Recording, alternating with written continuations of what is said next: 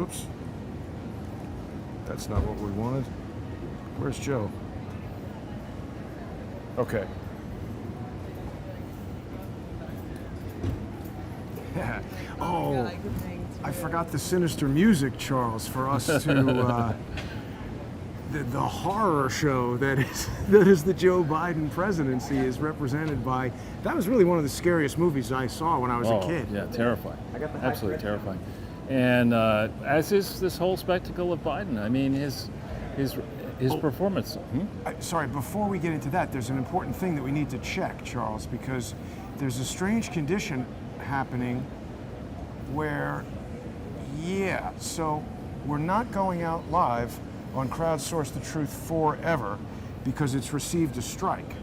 So people who are waiting there, I've already notified them that they can see it on other channels, including Rumble.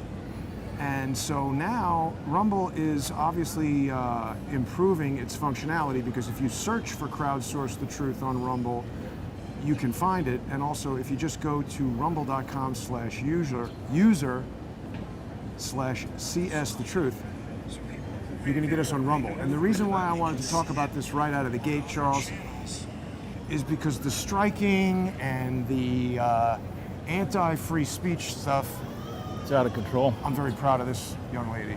Peter? Yeah. But the striking is out of control, Charles. Yeah. Cakes by Nirwan. Custom cakes. There's a lot of people who are walking around who are proud to be morbidly obese. And they're showing us a lot of that. But anyway, She was you were... not. But That was a very fit young lady. You were telling us about the horror show. Yeah, I mean, just before we went on air, it came an announcement that Joe Biden is not going to go to the Olympics in Japan. Instead, Dr. Jill Biden is going to officiate in his stead. And I think, What? yeah, this has got, I mean, actually, I wouldn't go to Japan right now. Why? Because the COVID situation is still not under control inside Japan. So, Really? yeah, I don't understand why we would be holding the Olympics, frankly, there at this point. Did you see that transgender BMX biker who wants to win the Olympics so that she can burn the American flag from the podium? It's just... Shouldn't that be grounds for removal from the U.S. Olympic team if you want to burn the flag and embarrass us publicly? Well, this gets me to the place I'd like to start. I mean, if you go back to this data, this UNCTAD data that we talk about, I checked into it recently, and it's now from 1970 to 2019. Data on every economy of the world, comparably laid out in US dollars, so you could really look at long time series trends. And back in 1970, why don't we wait right here just for a second so we don't... While we're waiting, I just will tell people that if they haven't yet gotten onto rumble.com, they can go over there. So UNCTAD was doing what since 1970? Well, in 1970, that's just about the time. I mean, I think the big peace rallies and all that started in 68, 69. 1970, we were learning from the current generation of thought leaders, Bernie Sanders and others, that what we had to do was be tolerant of their crazy ideas, which went, cut so far against the grain at the time in 1970. And we have been. But now it's reached a point where those same idiots are either still teaching or retired from university. They're big political figures. And their attitude, having gained the positions that they have to shape policy and shape young, malleable minds, is that there is no reason to be tolerant of anything other than the orthodox Marxist conformist view, and anything other than that view needs to be stamped out in silence. Yeah. And that's the kind of stuff you heard about in 1984 when they were writing. You mean the book? Yeah. When that book was written, you didn't have the ability to silence thought the way you do now, because the pipes, there's only so many sets of pipes, there are only so many people in charge of deciding who gets to travel along those pipes and what stories come up in search results, and we're really in, I think, a very dangerous place where we can see, if we regard the experiment, the treatment to stop the spread of COVID, there are now stories coming out in scientific journals that the approach taken may be viewed in retrospect, is one of the most idiotic and dangerous approaches ever taken to treat something that could pose serious health risks to the population. Now, just by the way, just saying that could get us removed from YouTube. But I'm not going to stop you from saying it. I mean, I think that the Bill of Rights and the Constitution in this country did not say you have free speech. Unless Susan Wojcicki or whatever her name is says so. Decides you can't talk. I mean, that's a good name for her, Wojcicki. That's right. What the fucky? But anyway, and really, if you're a great believer, as I think people on the left are, in diversity, and I'm a believer in. Oh, just a bit. I thought I stepped in. No, it's just a crappy paper bag. If you're a believer that diversity, i.e. a multiplicity of opinions and approaches, is an excellent thing to encourage in life, you should not also be saying there's only one solution and one opinion, one orthodox way to live. And I think those two approaches need to be called into stark relief. I mean, we rushed headlong down a path. We still are locked down, isn't it? Yeah, you can't go to Canada if you want to. Right, we're still locked down as a global society. We have the fearmonger-in-chief, Fauci, now piously telling us we need to fear the Delta variant, and X, Y, and Z, having begun this exercise, say, yeah, it's okay to go on Tinder dates, that's fine. What about the fact that Bruce Springsteen is apparently sponsored by Pfizer? You not only needed to show proof of vaccination to go to that AARP member's shitty concert,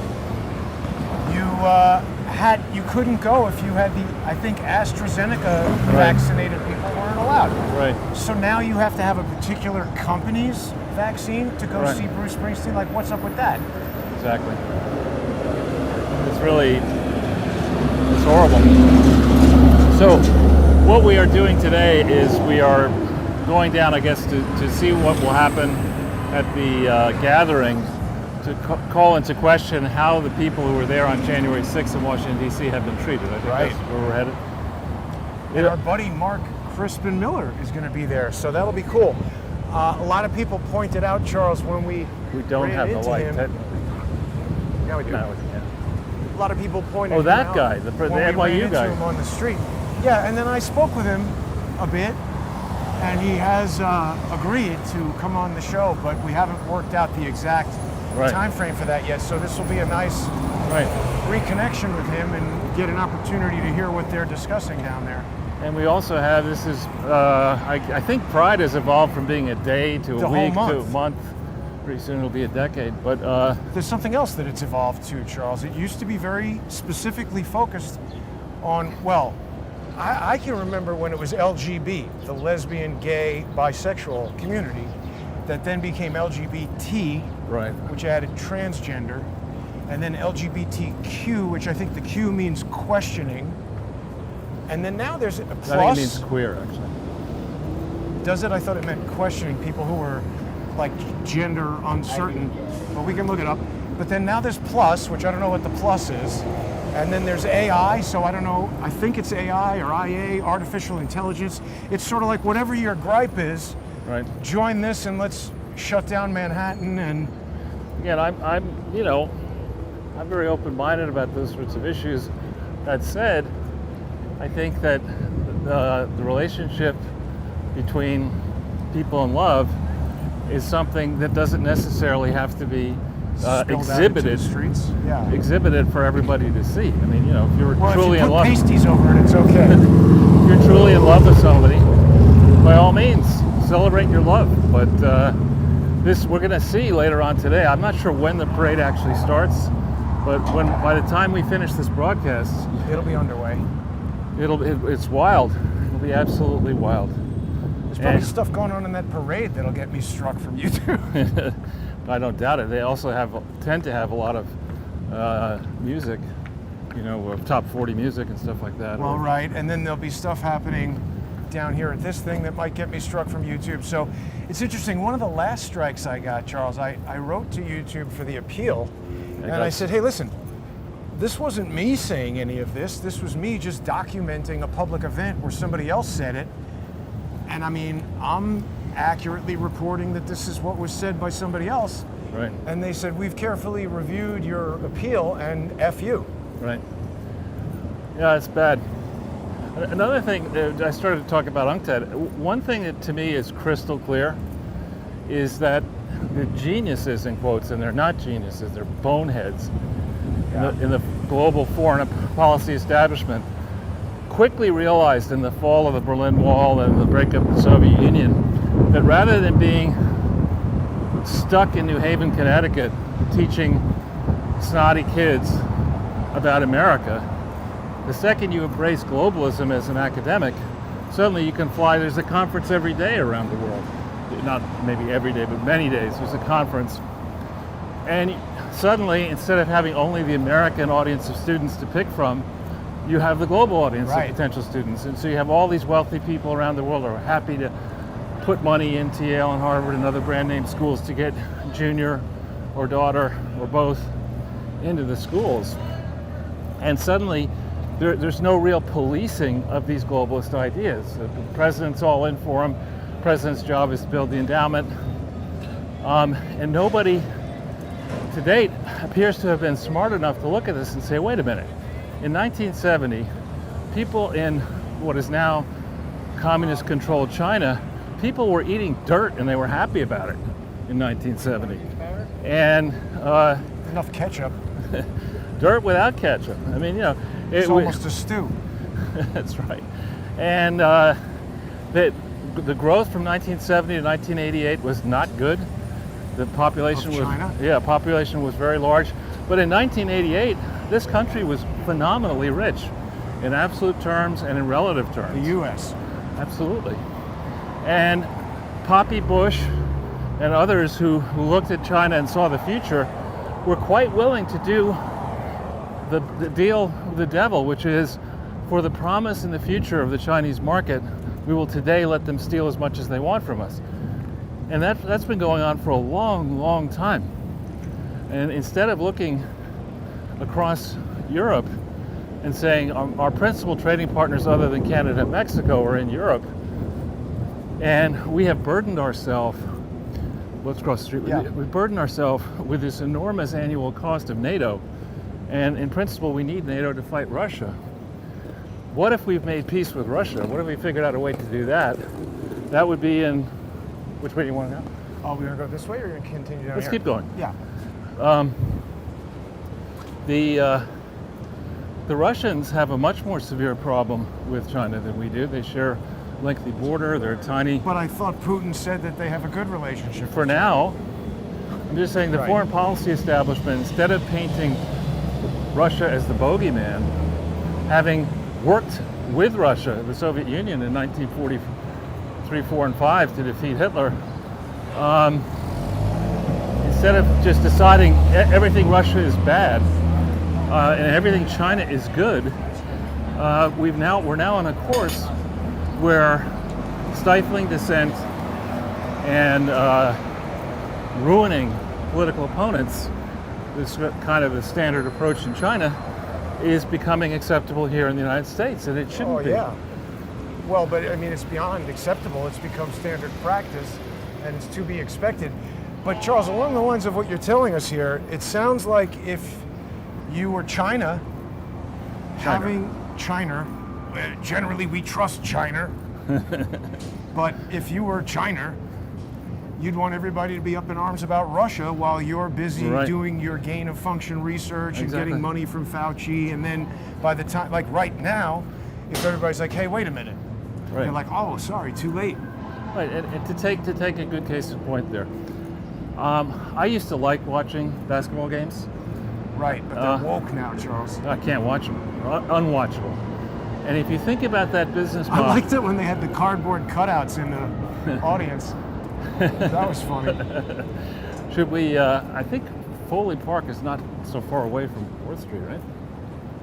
Right. So shouldn't we... Yeah.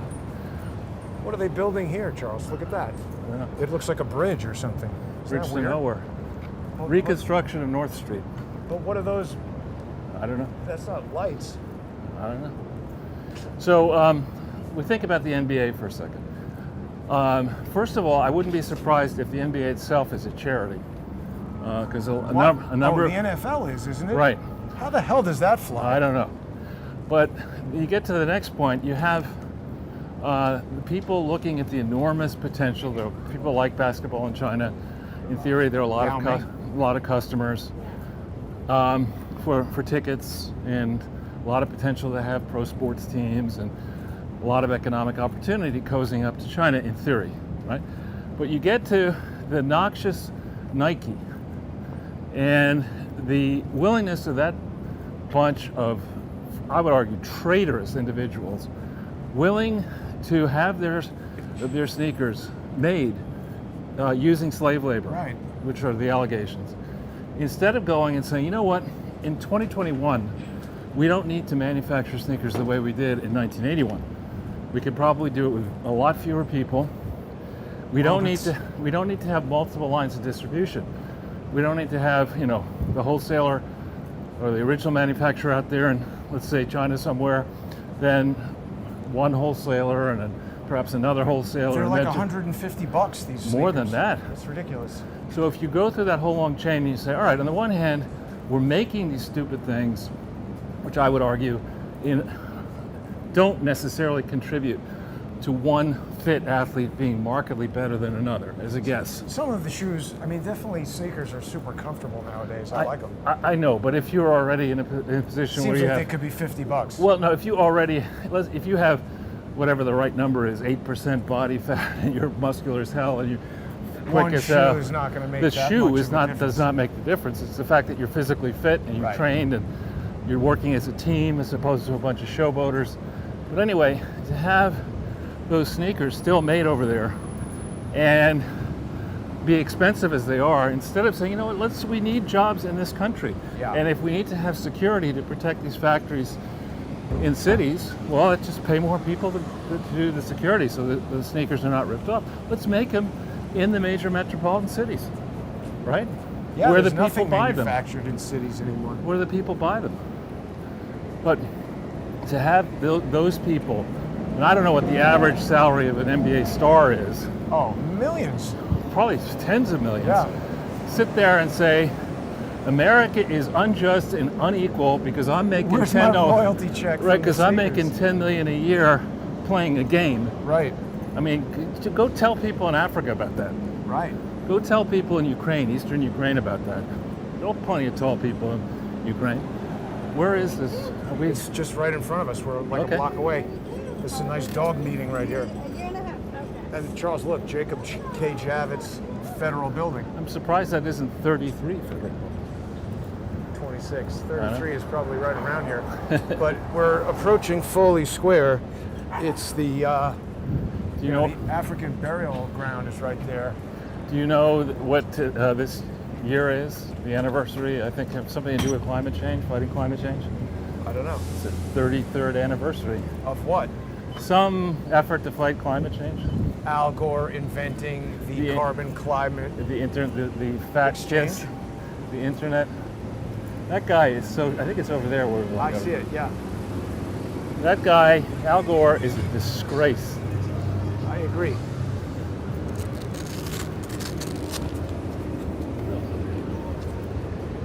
I don't know if you remember when he ran against W. Bush at the Democrat convention.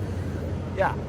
He had some advisor say that he wasn't sexy enough or whatever, so he decided he'd kiss his wife Oh, that's for not 2 sexy. minutes. Didn't something And it was really happen? just, it was an anatomy experiment gone badly wrong. I mean, it was as if the guy had kids didn't know how to kiss somebody. It was just weird. Wasn't there something strange that went on with Al Gore's wife and Larry David, or Larry David's wife and Al Gore? Like, Larry David's divorce had something to do with Al Gore, and I can't remember the details. I think Larry David's maybe only wife, but first wife, is an environmental activist, so maybe she was... I think something went on with Al Gore. Really? Is he still married to Tipper Gore? Oh no, they've broken up a long time ago. Yeah, I think Al Gore might have been stooping Larry David's wife. Is that an environmental term? Yes. To stoop? People can look that up. But is it spelled with the H? I don't know how to spell it. I think it's a transliteration from probably Yiddish. No doubt. Wow, I thought there would be a huge turnout here. Well, But let's see what as we of got. yet, not so much. This one's a little... What is it the right, it's free, yeah, free patriots what are we got not here. terrorists. Yeah. So I brought Who the is- external mic here. Make America great again, huh? Baby Yoda. Hey, Kevin. Who's that? I think that's Kevin, but I could have been wrong. Oh, we got here just in time, Charles. It hasn't begun Good. yet. Do we see any of the, Yeah, New York freedom fighters I see there. Wow, this is a roasty spot. I don't know how long we're going to be able to stay here, just baking in the sun. well, do you want to, What's that? there's InfoWars. Is there a place in the shade? Wait a minute now. Who is that? Is that Ollie? No. Oh, no. That's Joe's friend. Yeah, it is hot. Do you want to stand in the park there until it gets a do little that. bit? Yeah. It's too hot. Too damn hot. The rent's too damn hot.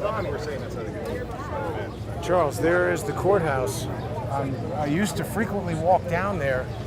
Look at that. The true administration of justice is the firmest pillar of good government.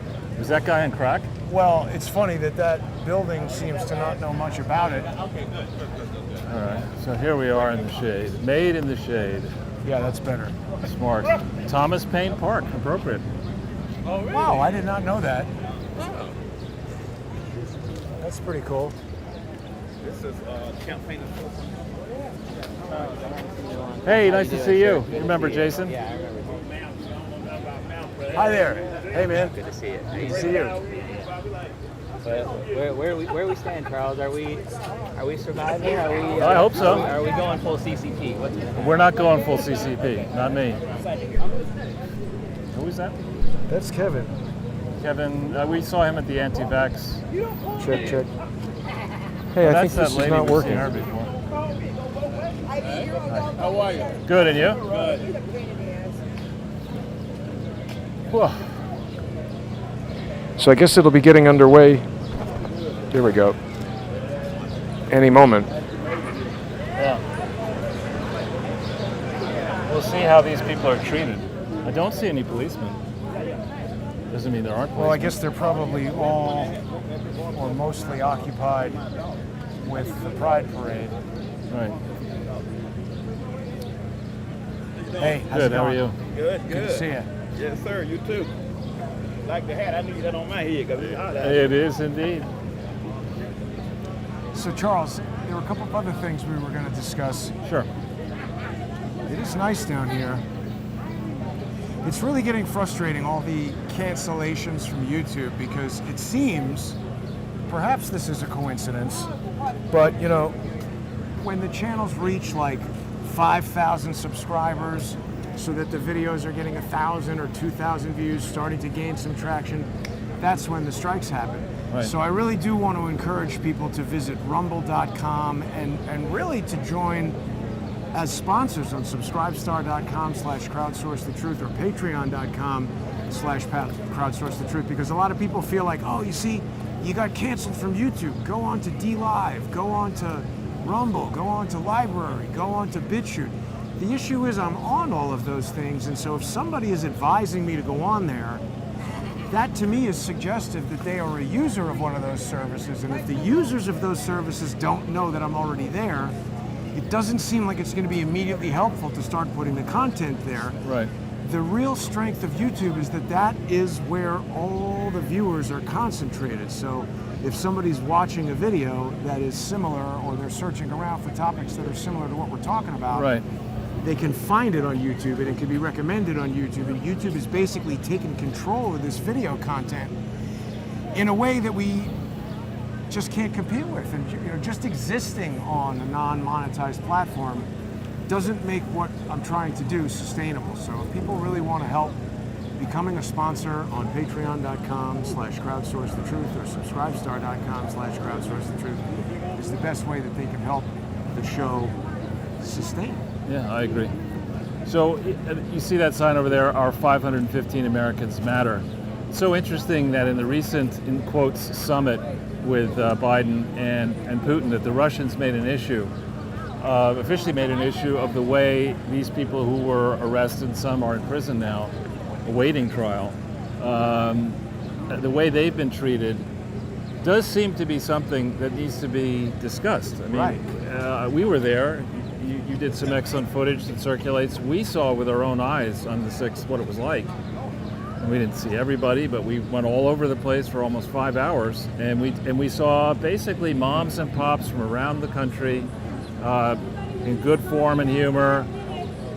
There we go. Talking about their concerns, what had happened on November 3rd and what was happening to the country.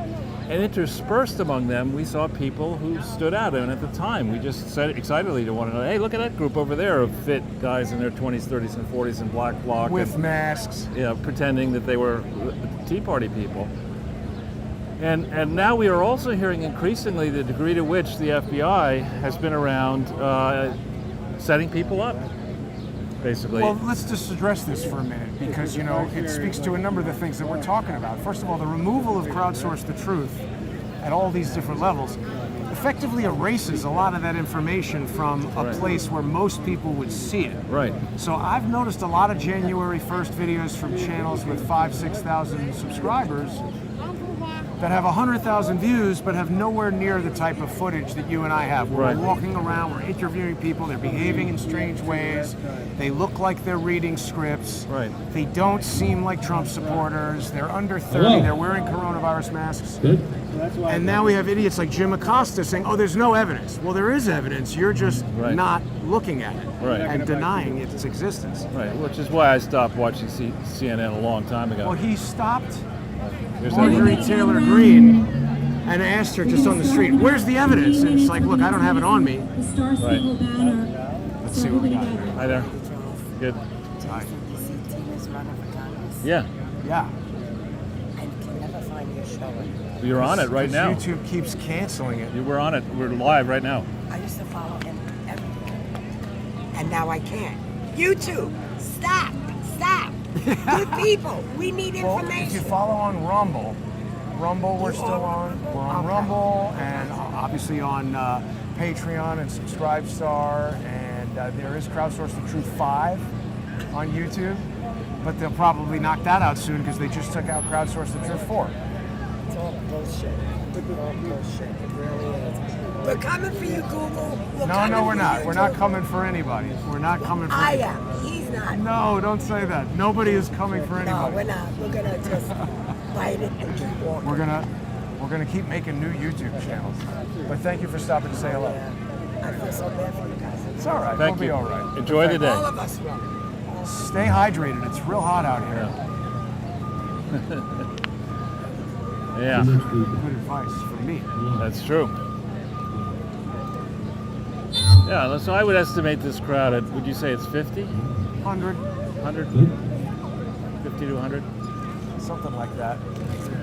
And I'm seeing more and more people. I mean, this young lady here is probably a podcaster or an amateur journalist. I mean, there are more and more people who are out there trying to do the investigative journalism that really needs to be done, which corporate-owned media refuses to do because they need corporate advertising and they need eyeballs and customers in China.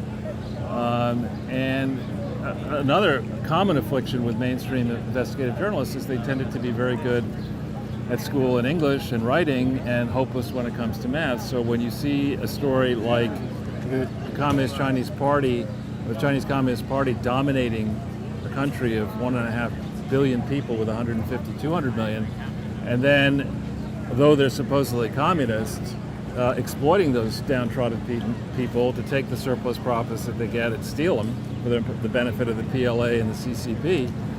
That doesn't seem to me to be something that we should be supporting. And then you get these other morons, and they're in the foreign policy establishment. Oh, wow, look at that. These other people. Oh, that's a guy, we've met that guy before. I think even showing that might get me thrown off of YouTube, but whatever. That's that activist there, the black fellow. You know him.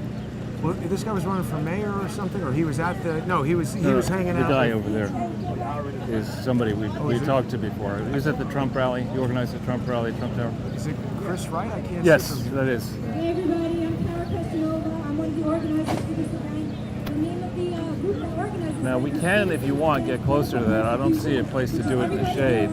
all the citizens against political persecution and Do you think they can hear from today there? to the prisoners that are being held in Washington, D.C., the detainees that were protesting on January 6th. They're being held in solitary confinement without bail in Washington, D.C. jail right now. So That that's does what seem we're a here bit for extreme today. to me. To speak up for these guys who cannot stand up for themselves right now. There's plenty of people who And should we're be here to tell the arrested federal for it. government Right. that we the people will not We stand show for that this. evidence and say, why haven't these people been Before I arrested? get into the speakers and give you a They little bit just more say there's information no about evidence. what's going on. Yeah, we gotta get closer. Ava Hudson, she's a recording artist. She will be singing the Star Spangled Banner. Sorry, So everybody, put I'm not on air, but I'm on the show right now. She's gonna sing the Star Spangled Banner.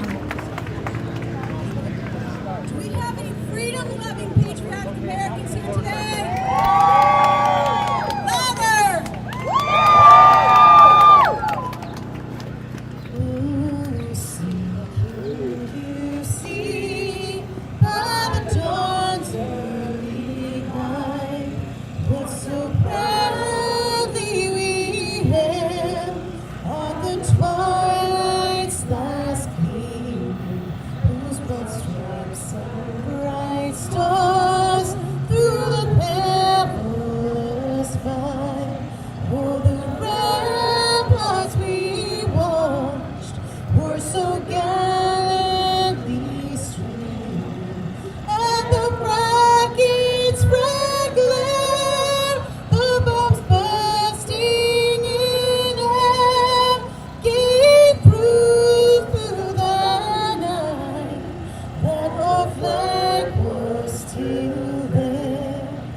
Oh, say does that star-spangled banner yet wave for the land of the free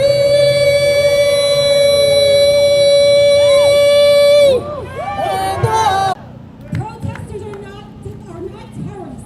They're trying to paint these guys as terrorists. The media has gone out of their way to demonize these guys. The politicians don't have the backbone to stand up, and that includes a lot of Republicans who are pathetic to stand up for these people. It is not okay to treat American citizens like terrorists. Who's next? As I'm sure you're all aware of the poem by the Lutheran priest from World War II.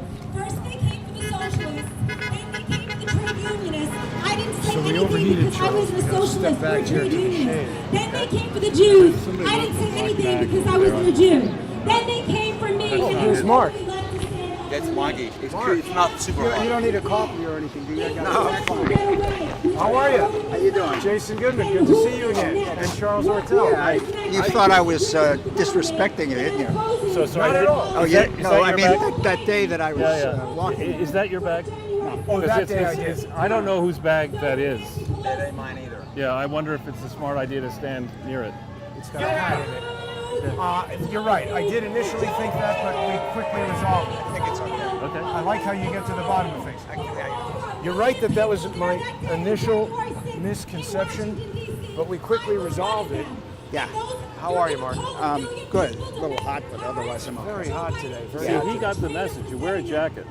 I'm overdressed, and so are you. No, we're properly dressed and he's underdressed. Well, look at the crowd. Nancy Pelosi is trying to push through. a So we're going to hear you special speak here later committee today, right? Yeah. For the January Okay, we're looking forward to that. fake insurrection. It's very hot over there. The camera equipment overheated just a moment ago, so I don't want to wear you out before you speak, but It's okay. we've got to get you on the show and talk some more about this. I've got a lot of evidence from January 6th that shows people who look to me like they're Antifa aligned, wearing Trump hats, agitating the crowd, breaking windows. Can I just make a suggestion? Antifa, I think half of them are federal agents. I think you're right. And so are half of the Proud Boys, so are people in BLM. There's probably some of them here today. That's how they operate. Sure, makes sense. It's the oldest trick in the imperial playbook, right? So that was all theater. It's pretty obvious to me. Too. But I'll tell you something. When I sent stuff out to that effect to my listserv, a few people reacted with a kind of psychotic fury, right? Just suggesting that it was theater. I don't know what's wrong with them. Is it the masks? Is it the injections? Well, isn't it? It's crazy. Well, there's a bottom half of every class. Yeah. Right? But Mark, wouldn't you say that is cognitive dissonance? I mean, you are sort of the antithesis of Cass Sunstein, right? I would like to think so. University standpoint, you're an NYU guy who examines conspiracy theories from the standpoint of there are a lot of criminals who involve themselves in conspiracies, aren't there? Well, yeah. I mean, that's just business as usual for intelligence agencies. It always has been. But people are so ignorant of that history, that they think it's a wild surmise that, these events are often staged. Terrorist attacks are staged, The burning of the Reichstag, that was a Nazi, a bit of Nazi theatrics, and it enabled them to pass the Enabling Act, which made Hitler dictator. Well, that happened with the Patriot Act after 9/11, right? And now it's happening after January 6th. Is there any connection between the Fabian Society and the rise of Nazism in Germany? I have heard that there is. The Fabian Society was, I think, interested in eugenics, and the history of eugenics is all important, right? I mean, it explains not only Hitler's ideology, which he absorbed from American and British eugenicists, but I think it explains the injection program. Bill Gates' dad was on the board of Planned Parenthood. He was a rabid eugenicist, he's still alive, a rabid eugenicist, and Gates is a kind of mild-mannered eugenicist, in his 2010 TED Talk, which anybody can find. Thank you. He said in passing that we should reduce the world population by 10 to 15%. Vaccines can help with that. Unbelievable. Unbelievable. Nobody asked him to elaborate on that, Well, you may remember when he referred to the final phase of inoculation as the final solution. Wow, I never heard of that. You can find it online. He was talking to Stephen Colbert. And he said, and then the final solution will be, and Colbert looked a little edgy. He said, yeah, you don't want to use that phrase. Right. Stephen Colbert, the well-known medical doctor? Yeah, well, Bill Gates. Bill Gates, with all his degrees. Have you looked at the Gates Foundation? Oh, closely. Yeah, I mean, we specialize in exposing charity fraud and corporate fraud. And the Gates Foundation is a gigantic fraud. It needs to be shut down. Its proceeds, the trustees need to be taxed into bankruptcy, and the money needs to go to pay down the debt. Right. And same with the Clinton Foundation. It's not philanthropic. Not at all. It's a means of investment. Yeah. Hi. What is this?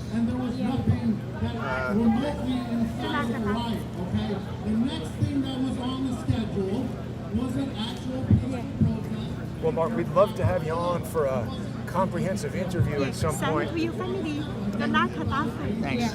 I think there's a lot of people here who He's doing something on air, but also want to speak with you. So we'll have to get you on the show and get into some real details. But what's going on at NYU? I know you ran into some problems from people trying to cancel you over there. Putting it mildly. There was an attempt to get me fired. It's very complicated, but the long and short of it is... He's busy. Wait, he he's can't busy do it. right now.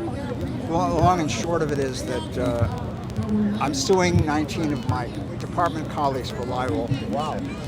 The details are in my GoFundMe page Where online. can people find that? Give me just 1 second. We're experiencing... I just want before you tell everybody...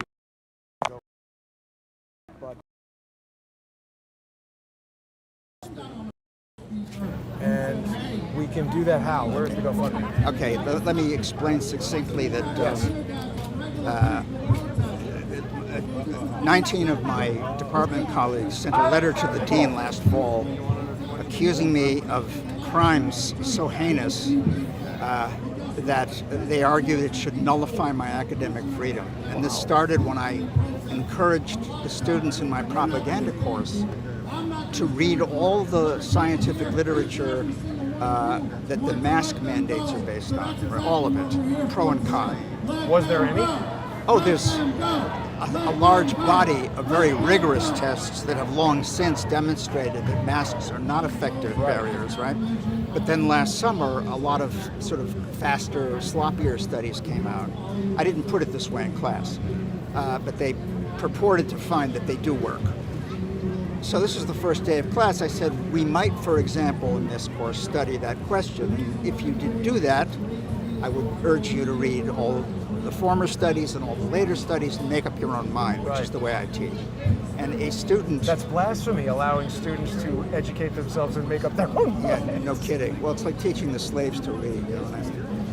One of the students was a late arrival in the course, got so angry that she went on Twitter and demanded that I be fired.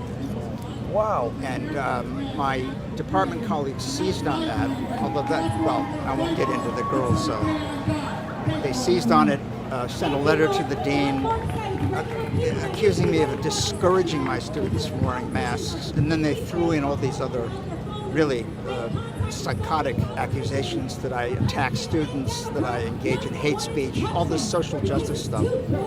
So I asked them twice to retract it. I sent a point-by-point rebuttal. They ignored both my requests, so I'm suing them for libel because this kind of thing has to stop. Wow. I do think NYU was sort of behind this in a way because it's very heavily invested in the vaccine industrial complex. And other things. They've had Andrew McCabe and Andrew Weissman at the law school talking about the FISA court. These are the guys that were abusing the FISA court. They shouldn't be talking about how to reform it. Well, right. I mean, the board of trustees at NYU is really something. It's a huge 0.001%, tax exempt, by the way. Well, I know. Anyway, whoever is behind this, I don't believe it was organic, but I don't have any grounds to sue NYU. I'm suing my colleagues. So let me just say, they filed a motion to dismiss. We responded. They replied. And so for like 4 months, we've been waiting for the judge to rule on their motion. If he grants it, we will appeal. We have strong grounds for appeal. If he denies it, we'll proceed. So the GoFundMe page is meant to raise a substantial amount of money because I think this is going to be a costly... Absolutely. I mean, what you've just described is tens of thousands of dollars in legal fees. The standard practice is you put in a valid complaint, they move to dismiss it, you reply. That right there is probably $10,000, $20,000 worth of legal fees alone before you can even get underway. So I hope that people will support Professor Miller. What is the GoFundMe page that people will go to? If they just do a search on GoFundMe, Mark Crispin Miller, and libel, they'll find it. And I want to add that the money is going directly into an escrow account that my lawyer manages because I'm not profiting off this. And even though they have actually done me serious harm, even physically, because the stress put me in the hospital in January. Beyond what it's done to me and what it was meant to do to me, this is in the name of everybody, professors, journalists, activists, whistleblowers, scientists, and doctors, everybody who's been gagged or punished for their dissidence, certainly over this last year, but really for decades. I mean, going back to the Kennedy assassination and before that to the Red Scare in the 50s. This is supposed to be, this is a republic supposedly devoted to and protective of free speech. And that's been completely trampled. Eradicated, I would say. So the worst way to fight it is to put up with it and hope it blows over, because it's not going to blow over. It's getting worse. It's getting frighteningly worse, So quickly. Yes. So God bless you for what you're doing. I'm really thankful that we met you, and I'm sorry that I was initially a bit abrasive. But you weren't abrasive. You just were braced. You were braced for insult, and I know that feeling. We get a lot. Yeah, we get a lot of that. But thank you for speaking to us, Professor Miller. We'll definitely have you back. Good luck with NYU. I know they're difficult. Good luck. And good luck with your speech here today. We'll be watching. Thanks a lot. Thank you. Take care.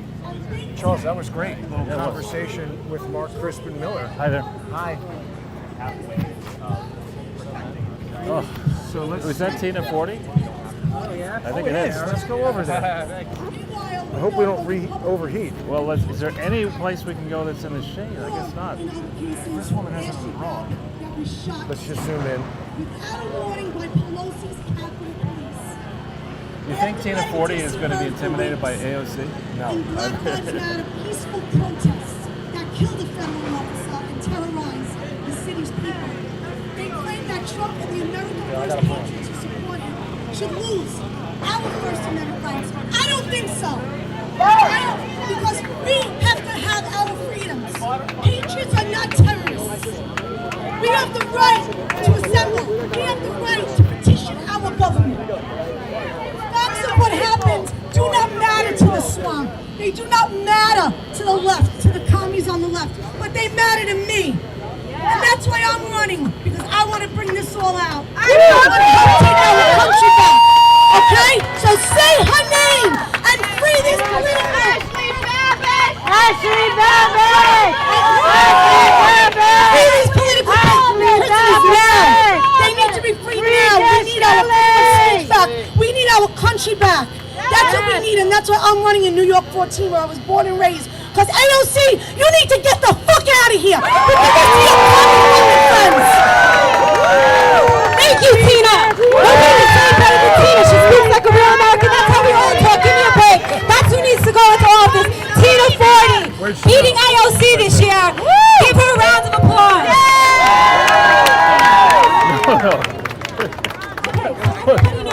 Woman just asked me if I was Michael Caine. You were supposed to be here today. He's about 100 years older than I am. No, they mean the teacher guy. Who's that? Teacher union, Michael Caine. Oh. Just so you know, John is the founder of the National Constitutional Law Union, the NCLU. That is the ACLU for the right, or for anybody that needs help for that matter, because the ACLU has completely jumped ship. They've completely become a propaganda. Hi, Jason! And there are no attorneys right now in America that are willing to stand up to the government and for unpopular pieces like the January 6th protesters. That's what I'm So here John for. Pierce, Look at this he shirt. was an attorney for Giuliani, hosted the board when she sued Hillary Clinton. Kyle Rittenhouse so let and everybody Rick know exactly what's We're going to going put on him on a call right now. Today we are having a rally Randy? for the political prisoners that are being held Are we good? in We're gonna play? Guantanamo Bay This is John situations. Pierce, and he'll be here with us. Without next bail, time. We've been without working even being closely found with him. guilty. Visit his website, Meanwhile, the left are to ACLU.com. burn, loot, and rob. So are you already? You're already. I'm doing a show this week. Yeah, Tuesday. And listen, the Article 78 is now when I'm going to talk about it on the show, but now it morphed from that into a whole other group of masking children and vaccines. So we're going to have a lot to talk about. Let's move on. Okay, so hang on a second. It's not easy, but we have no choice. We must stand up and fight for these defendants until the very end. So now, Charles, we've got the world famous Tina Forte. Amazing. Running for Congress. You've just given a speech. Yes, Tina. okay. Yes, I did. So tell us what's going on here. Charles, have you ever met Tina before? Yes, we have. We're here for Citizens Against Political Persecution, which is all for January 6th and all for the patriots that are being held in Guantanamo Bay, basically, in solitary confinement without even being, their case wasn't even heard. They weren't even really officially charged or found guilty. They were picked up. This morning, I saw a video of Jim Acosta speaking with Marjorie Taylor Greene, where he confronted her outside the Capitol and said, where's the evidence that Antifa provoked the events of January 6th? Well, what we want to do is I want to hold everybody accountable. I want all the footage. So they're holding all that back. The swamp, the media, they're all holding everything back. That's all being held back. And I want to hold all these politicians accountable.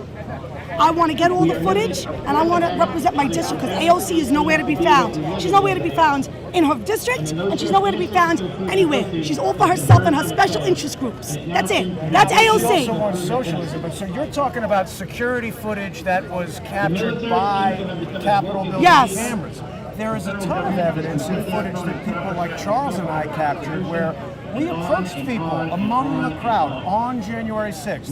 Now, you and I have been to a number of Trump rallies, and we've got a lot of Trump supporters here, and not just Trump supporters. It's no longer about Trump support. It's about people who support the Constitution. Yes, Constitution, America first. Our right America to choose first, our freedoms, our freedoms, our freedoms. We don't want politicians like Cuomo and AOC making decisions for us. Okay, that's wrong. Okay, because I was almost one of Cuomo's statistics when he banned hydroxychloroquine, and that won't happen on my watch. Not on my watch. Now, not only that, it's that when we go to these pro-Trump, pro-freedom, pro-Constitution rallies, nobody under 70 is wearing a coronavirus mask. So when I see these 25-year-olds with their big hipster beards with masks, and they're wearing black clothing and a Trump hat, that seems like Antifa in disguise to me. Yeah, could be. Could be. I can't prove it, but I do want to say is that law and order is now known as white supremacy in our country, and I won't have that. I will not have that.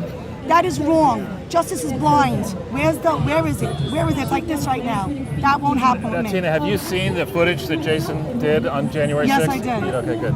But Tina's following. There's a lot of people who don't get to see it because YouTube keeps knocking it out. Yes, my YouTube, my personal YouTube is gone. They took me down. I had the big, did you see me that day? I had the big Nancy Pelosi flag ripping the Constitution. I stood there with a 75-foot by 50-foot just standing there with the flag outside the building. Outside. I was in front of what do you call it, the reflection ponds? I was there, the big flag just sitting there with it. Huge. I had everybody holding it up. She was ripping the Constitution. That's what's going on right now in our country. AOC and her squad of commies are pulling this country so far left with them while Joe Biden's asleep in the White House. Not on my watch. I want to bring all this out. And I want to fight for the people of New York. I want to fight for the people of District 14. And I want to fight for our country. How can people support the campaign, Tina? RealTinaForCongress.com. So even if people aren't in New York and aren't able to vote can help. for you, they can still support me by RealTinaForCongress.com. And no foreign money. Unlike AOC, no foreign money. Right. Only U.S. citizens. One last thing on Jim Acosta and CNN. You know, while he's busy asking Marjorie Taylor Greene if she has evidence on her in the middle of the day outside while she's walking around, CNN paid somebody to go inside. From John Sullivan. Yeah, that was inside. Who I interviewed, and he said that there were lots of internet posts about infiltrating the Capitol prior to January. But he's out. He's out. He's not locked up 23 hours a day. He's all over the internet. Yes, that's true. The judge said, hey, this guy's got to be off of social media if we're going to let him out of jail. Then they withdrew that and let him tweet and go on YouTube. I'm getting my YouTube channel shut down to the extent that people have to go to Patreon and subscribe. Mine's already shut down. I got my 3 X's already. $90,000 from CNN. After that flag, after I unveiled the flag, which I did on the news that morning, they shut all my accounts down. My Facebook got shut down. I'm still in Facebook jail. They shut everything down because of that Nancy Pelosi flag. Guess Nancy didn't like it. Hello, Nancy. I cannot wait until you're in Congress. Hopefully we can have like a UFC octagon match. Oh, yeah. You and AOC. Wouldn't be close. Wouldn't be close. No, it would not. All right, well, Tina for Congress. Excellent. And yes. Give us the hashtag. RealTinaForCongress.com. And it's fuck out of here, AOC. There you go. And Tina will be on Crowdsource the Truth on Tuesday. Yes. So everybody's going to be watching that. Thank you so much. Thank you, Tina. Jason. I can't wait until Thank you. Thank you. You're awesome. Thank you. You too. Thank All right, you. great. Okay. Thank you. So, Charles, the sun has tucked in a little bit. Maybe we could head back over there for a minute. I'm fine with that. We got some exciting guest appearances on today's show. I think we have the clicking returning. Let me try to address that. All right.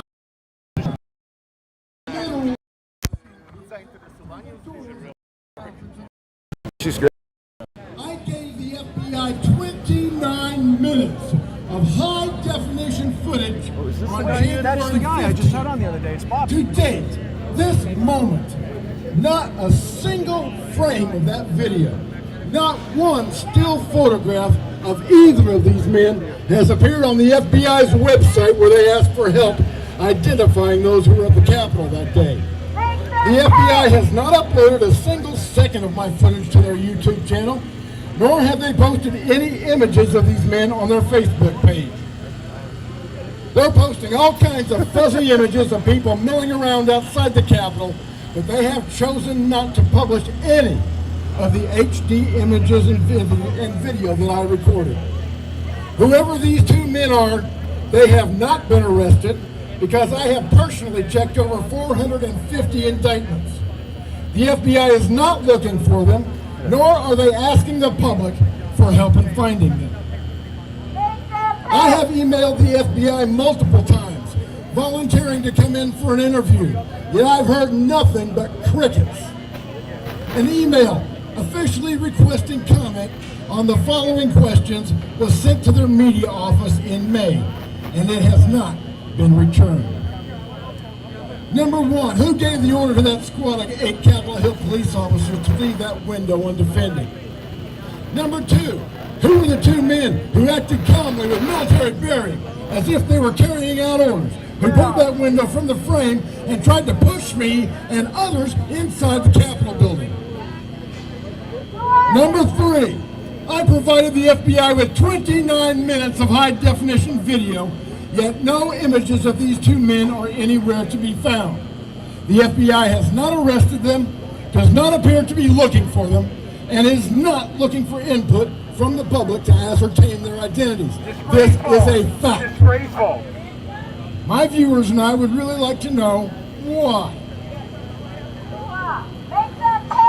I would like everybody to take note of the fact that I am not in FBI custody. Yet. The Federal Bureau of Insurrection is scared to death to take my footage and put it in front of a judge to seek a warrant for my arrest, because they know it will expose their plot.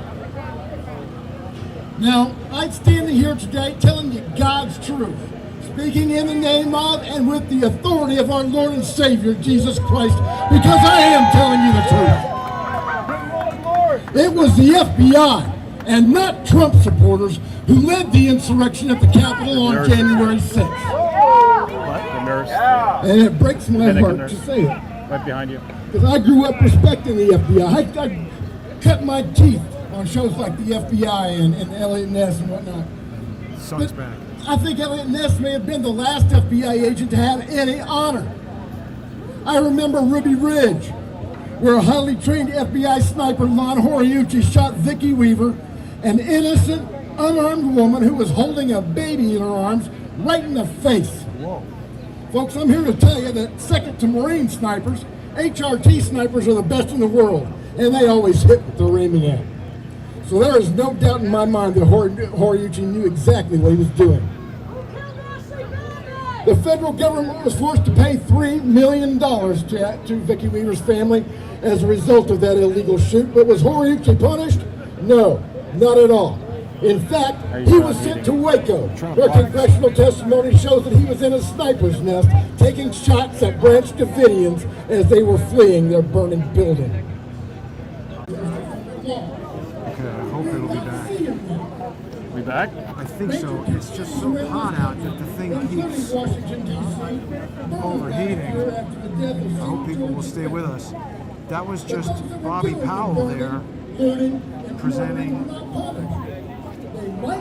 his information. Okay, yeah, we're back. Good. So that's Bobby Powell, who was on the show the other day. And because we've got all the people who are interested in freedom are here at the rally. We are going to be joined in just a moment by the amazing Joe. The great Joe of Joe Speaks Truth. Not Joe Biden. No, not Joe Biden. Definitely not. J-O for sure, because my first name is Josephine. So yeah, that's a nickname. I don't really like it. It goes after my grandmother. I don't really like it. Oh no, that's a I mean, I beautiful love Josephine and everything. stand next to Charles. Okay. And Joe, yesterday you guys had a rally outside the Bruce Springsteen show. Yes, What was yes, going that on is correct. there? So basically, they were only allowing the vaccinated people to go inside, and we're not for segregation. Like I say, my parents are vaccinated. I support everyone's right to get it if they want to. However, the segregation part is wrong, and if it was like on the opposite side and they said vaccinated people would not be allowed to enter, I will fight against that because it's the morally thing to do. It's the morally correct thing to do. And that's what we're asking. Many people are getting confused. They think we're just crazy anti-vaxxers, or that we're telling people not to get vaccinated, or that we don't believe in science. That is not the case. We're just fighting for equality and freedom. And I feel like if you support one kind of segregation, you might as well support them all, religious and racial as well. So that's why we were there yesterday. It was actually a great turnout. It was amazing. I saw it. I'm really sorry I didn't go. But isn't it also correct that the Bruce Springsteen concert in particular, it's not only that you have to be vaccinated, they're now specifying the brand of vaccination that they'll allow you in with. They weren't letting people with the AstraZeneca vaccine, I think. Oh yeah, that is very weird and strange. I mean, one of my friends was saying that eventually, if this continues, they're going to like separate people by if you have Pfizer, if you have Moderna, because the whole idea is to like basically segregate people. Balkanize. Yes, they already have done the mask versus the anti-masker, and now it's the vaccinated versus the unvaccinated. They're creating like a two-class system, and it's like upper scale if you're vaccinated, but if you're not vaccinated, then you're down here, and it's wrong. And it's even more weird that they're doing it like if the vaccination works, then why are you worried about the unvaccinated person? I don't understand that at all. And people who are following you on Instagram, Joe Speaks Truth on Instagram, yeah. You are bold. You are posting all kinds of provocative things to raise people's awareness, like images from the 1960s that say whites only, yes. Colored only, and you're Absolutely. equating that to what's happening now with these vaccine segregation. Yeah, well, the funny part is that when I tell people, they look at me dumbfounded. I said, you guys want to talk about inclusion, and we want to talk about race all the time. But I'm like, you cannot always just use it when it's convenient for you. And, you know, as a black woman, you guys claim that you support BLM, but when I speak against the segregation that's going on based on vaccination status, these people want to look at me like I'm talking crazy, like they're not understanding the correlation and they're not making the connection, which is crazy to me. I'm like, it doesn't matter. We're going back to the same tactics, and it's wrong. And if we're supposed to be progressing as a society, not regressing back. And it's like, you know, we're in the year 2021. I thought we're already past that and above that. But apparently we're not, and people don't see it because it's not about race. So they feel like, oh no, they see that there's a disconnect, but it's not. There's no disconnect. It's the same thing happening all over again, disguised under public health and safety. And Joe, you know, people all over the world are watching Sunday with Charles. Even if people can't come to these New York events, what's the best way for them to follow you, support you, and learn more about what you're doing? Well, you guys can follow me on Instagram. It's JOSpeakstruth_. I go by the name Joe Rose. Joe is just a nickname, and I like roses, so that's why I go by Joe Rose. My first name is actually Josephine. On Facebook, I would not suggest you follow me or anything because I've been getting censored. I'm actually censored because I said something against Dr. Fauci, so they gave me 30 days in jail, and I've been put in jail for like 5 months straight, so don't even bother on Facebook. But you can follow me on Instagram, and we're also on Telegram under the group New Year Freedom Rally. You guys can follow our events there, and even if you're not here, you're not able to make it, you can share it with your friends. Let people know that there are New Yorkers that are willing to fight for freedom. Because the media, the mainstream media, they paint us in a very negative light that we're just crazy anti-vaxxers, but that's not why we're fighting. Against many of these people have gotten vaccinated. I've gotten vaccinated before. But this new vaccine is not, it was done so quick, and if you go check Bayers, which is where you can report adverse reactions, there have been many deaths and many side effects that are not good, and in such a short amount of time. I think in history, this vaccine has had the worst effect in the history of other vaccinations in a very short amount of time. Thanks, Joe. Thank you. So people are going to follow Joe. Are you going to be speaking? No, not really. I just came here to support my friend Kyra. Yeah. Cool. Great. Thanks for coming on. It's always good to hear from Joe, Charles. Absolutely. Well, I think we're getting a little bit more of a crowd now. Yeah, definitely. It's picking up. Unfortunately, it's just so hot over there that the phone keeps overheating when I go suggest on. we stay here for a little bit for personal cooling as well. Story that there was a gentleman in D.C. that had cancer. He was locked up in. He was locked up in solitary confinement. Tried to get his cancer treatment, but he was appealing and appealing and appealing. The judge won't let him out. Interesting. There are no police and evidence. You'd sort of expect to see them around Federal Plaza, near the courthouses. Absolutely not at all. We're getting a little more clicking. Hang on a second.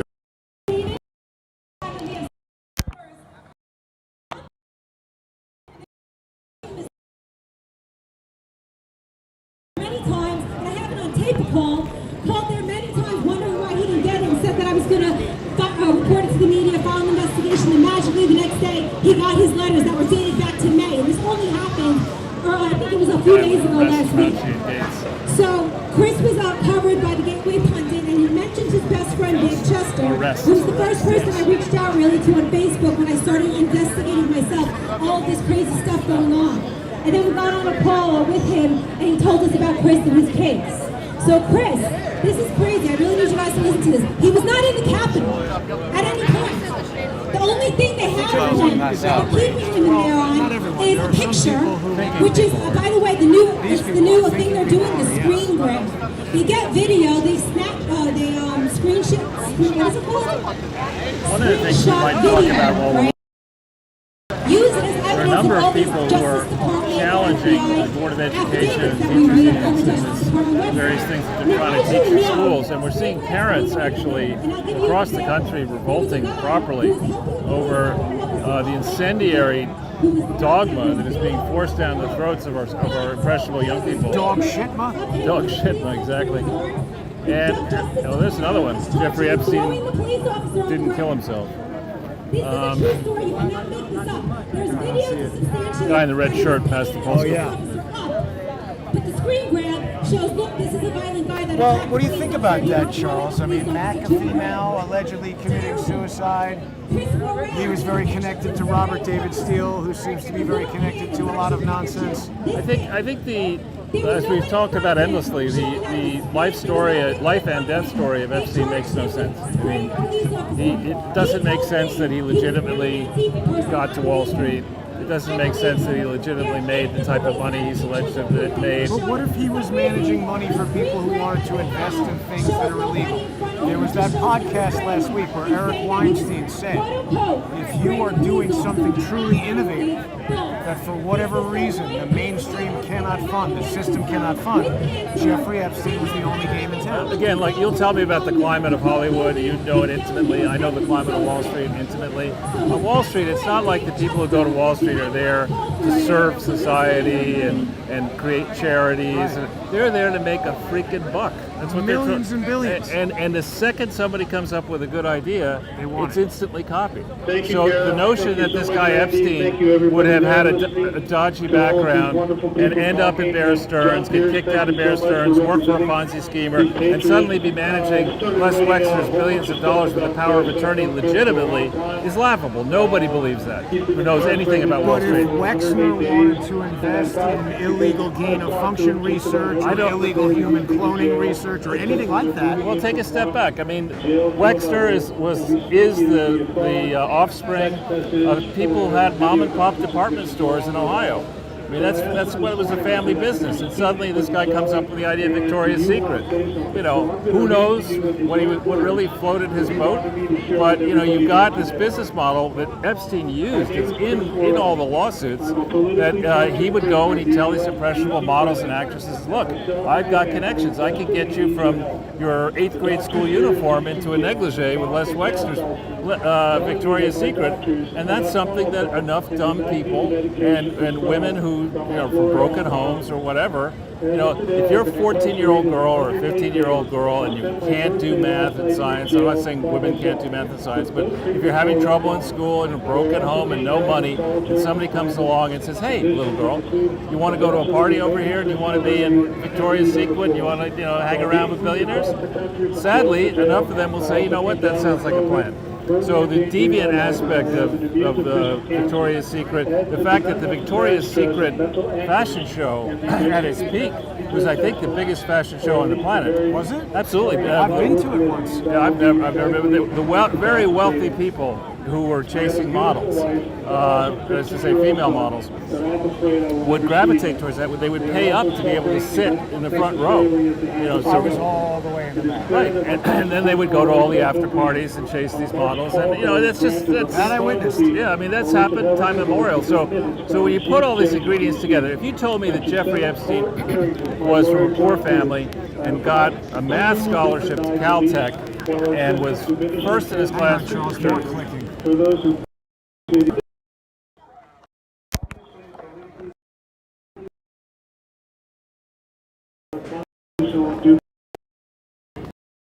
my fellow patriots. Oh, My life truly depends is that on Crispin? We are No, that's patriots somebody through calling and from through. jail. Who? We sing the national I think it's anthem somebody every calling from night jail. At 9 p.m. Eastern, and welcome you to stand with us every night and sing loud and proud as we enter wherever you are. God bless you and the USA and every one of you fighting for us. Uhuru. It's hard to hear, but it's My a phone call from jail. Cash App is $, capital K-A-Z-U-N. Sorry, Charles, I didn't mean to cut you off. You were saying something important. I started clicking. Yeah, I was just saying that the Jeffrey Epstein story, I mean, there are plenty of poor people who are really good with math and really instinctive with investing, who come to Wall Street with no pedigree, no background, no contacts, and rocket to the top of the heap. But along the way, you hear about the investments they made. You hear specifics about they put 10 million in and took 100 million out. There's nothing, there's no explanation of how Epstein was able, from however he was making his money, to finance all of these homes, which are expensive to have staff and insurance and maintenance. Forget the buying them. Just to manage all this stuff, the fleet of planes, the helicopters, and all that kind of stuff. There's no explanation of how, in one of the most expensive cities on earth, New York City, he earned enough money and paid enough taxes to finance all this. There should have been, you take any one of these major billionaires, and their story will begin with, I was good on Wall Street, I was investing, I was making 20% per year after tax on my money, and after 10 years that grew to be a lot of money, and then somebody gave me a chance to invest in the ground floor in Google, and I put $1 million into Google, and that's worth $4 billion. I mean, that's... but there seems to be a very close tie to Ghislaine Maxwell. Exactly. And her father was involved in all kinds of things. Sorry, mind if I listen in or? No, we're live on air right now. You can listen. Sure. Just listening. Sorry. But I was just watching some documentary about Ghislaine Maxwell and Robert Maxwell. On TV Channel 4 in the UK. This was ABC. All right, well, there was also something just on Channel 4, which is one of the main channels in the UK, and they were talking about, it was a half-an-hour docudrama, and they were talking about, they got the head of the Metropolitan Police or somebody on and said, listen, Epstein, Maxwell is arrested, she's under trial, going on trial. How come the UK police have not investigated credible allegations of sexual abuse and human trafficking in London? How come you haven't done that, despite the abundant evidence? And they got the Ralph Cramden Hemina. It was like nothing. Well, I think there's just a lot of evidence that the Maxwells, particularly Robert Maxwell, were very involved in financing all kinds of high-level espionage or some kind of secret stuff, because this thing spoke specifically about, which we already know, but it reminded me that Maxwell died, and then the scandal about him stealing hundreds of millions from the pension came out. Right. So, I mean, where Epstein gets the money from, you've been talking about foundations illegally funneling money this way, that way. Epstein had this bizarre plan about impregnating women and making some sort of Master army. race. Right. So I'm just saying, there's Bobby Sullivan right there. I mean, Bobby Powell. Hello, Bobby. How are you, sir? Good speech. Great to meet you. Here, come join us. This is Charles Ortel. Nice to meet you. Come in the middle. Excuse me, I just need to talk to this lady from there. Sure, okay. I'll be right back. Okay, Bobby will be right back in a second. So what I was going to say is that, again, I believe I know the old Wall Street, the Wall Street where Jeffrey Epstein tried to become serious. And the misreporting on that, Bear Stearns at the time he went there was a crap firm. Really? Absolutely. And it was a firm that basically could never get the mainstream business. They specialized in taking stuff that other people wouldn't take. They were an aggressive trading firm. But investment banking, they had very few blue chip clients, which is the whole game. I mean, you want to have at the time AT&T, General Mills, and Chevron, those type of companies. They wanted to be Goldman Sachs. No, Goldman Sachs kicked their ass. I mean, they were aggressive traders. They would finance. I remember actually one time there was a guy who was now a multi-billionaire, but he didn't have any money, and they hired this Bear Stearns to raise the money to do this, to buy out I won't say the name of it, but I do know the name of it because I was representing them, this department store chain that was the snootiest possible department store chain, and they hired Bear Stearns to come up with money to do a hostile takeover against it. And I mean, the meetings, well, it went very well in the end for us, but it was just to see their style. It's a bunch of street thugs back then, and this guy Epstein didn't get a legitimate job at Bear Stearns, and then they say he's a partner. He was not a partner. There's a difference between being a general partner, which is what I was, effectively. Come on in. We're just talking about Epstein. So what does Bear Stearns say about Wear your hat when I speak. Sure. You don't mind? Not at all. Do you want I'm not ready yet. Okay. After him. All right. It's too much sun. Okay. So we're just talking about Epstein's background, which makes no What sense. does Bear Stearns say about allegations that he was a partner? I don't believe they've answered. Bear Stearns out of business. But so, you know, J.P. Morgan, they nearly went bankrupt, and J.P. Morgan had to rescue them in 2008. So, anyway, the notion that that guy would then get kicked out of Bear Stearns for possibly being involved in some kind of illicit deal involving, I think, Seagram's company or the Seagram's family. Nexium. And then would end up, a lie too big to fail, that's funny. And then go from there to work with a guy who's... What is that book? So this gentleman was asking a question about Robert Kennedy. And we'll come back to that, but carry on with what you were saying. So he gets kicked out of Bear Stearns. He was never a general partner. He was a limited partner. A limited partner, like in a movie deal, you put money in, you're not really to you. Right. Going to the production, and it's the insiders who are making the big juice on anything, the general partners. Okay, we're back, Charles. Yeah, can you help bring the people here into the crowd just for that talk? So this is exciting. We've now mic'd up Professor Miller so we can stay over here in the shade, although the sun is coming over more this way. And Miller is what kind of professor? He teaches a class at NYU where he examines conspiracies. And he's a tenured professor? I believe he is.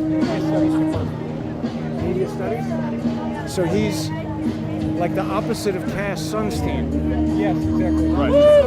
Love you guys. You guys are great.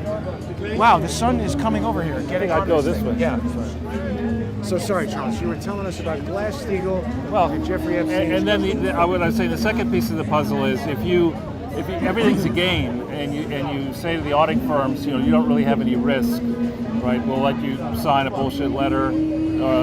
Some idiot like Andrew Kessler will write a letter saying there's nothing wrong with the Clinton Foundation, and then the accounting firm could say, well, we had a letter from an idiot and relied on that.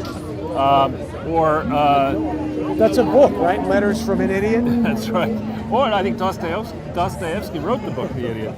But you have, that's on the accounting side, so if the audits are not reliable, and then professional banking advice and legal advice, if nobody's going to discipline bankers and nobody's going to discipline lawyers, nobody's going to discipline accountants, then, the fraud is the game. Fraud is easy. You know that you're never going to get caught. If you do get caught, you're never going to get punished. And you know that the captured journalists are economically illiterate and mathematically illiterate. So, speaking of that, I was just flabbergasted by this Jim Acosta stuff with Marjorie Taylor Greene. It was just so unprofessional, just so... You were flabbergasted about Jim Acosta? I'm not flabbergasted that he's unprofessional, but it's just... I mean, the guy who played Norton in The Honeymooners, he's smarter than by far. Who was that guy? Ed Norton, was it? The guy who played Norton was... I spoke to him on the phone. How do I not remember his name? Because you're getting old. Jackie Gleason and who played Norton on The Honeymooners? Somebody will know in the crowd, let's hope. But anyway, so... Art Carney, yeah. There you go. Anyway, this gentleman has something to say about so Robert what was Kennedy. the book about RFK Jr. or RFK Sr.? Well, look, this is about RFK Sr. And I mean, we're here at a political prisoners rally about political prisoners in the United States. And in my mind, Sirhan is definitely one of the most important political prisoners on earth. But why do we never hear about him in that context? Why do we never hear people say, well, geez, Sirhan is a political prisoner? I think most people think he killed Bobby Kennedy, but there's a lot of evidence that there's no way the gun he was holding could have killed Bobby Kennedy. Well, what kind of evidence is it? Is it evidence from a quirky conspiracy Evidence from theorist? the coroner who says that there were powder burns exactly my point. indicating that a gun was fired 1 inch from his head. So here we have a political party, the Democrats, who claim to be fans of science. But they ignore it when it's inconvenient. Some science. They're fans of some science. This is Thomas Taguchi. He's a world-famous coroner. The most famous coroner on the JFK case is also, he's more known in foreign media than in media in the United States. We need to ask ourselves, why is that? Why is it that we're out here on this media, which is doing yeoman duty out here, but it's going to reach a small number of people, And why is it that the most credentialed people, like Thomas Noguchi and the guy in Pittsburgh, where there's a freaking hospital named after him, can't reach Cyril Weck more than 4 people? Because that's the ball game right there. It's circulation. CIA understands that. Well, and as soon as someone like me gains any traction, they will just right away cancel the channel. So how do people contact you or learn more about what you're doing?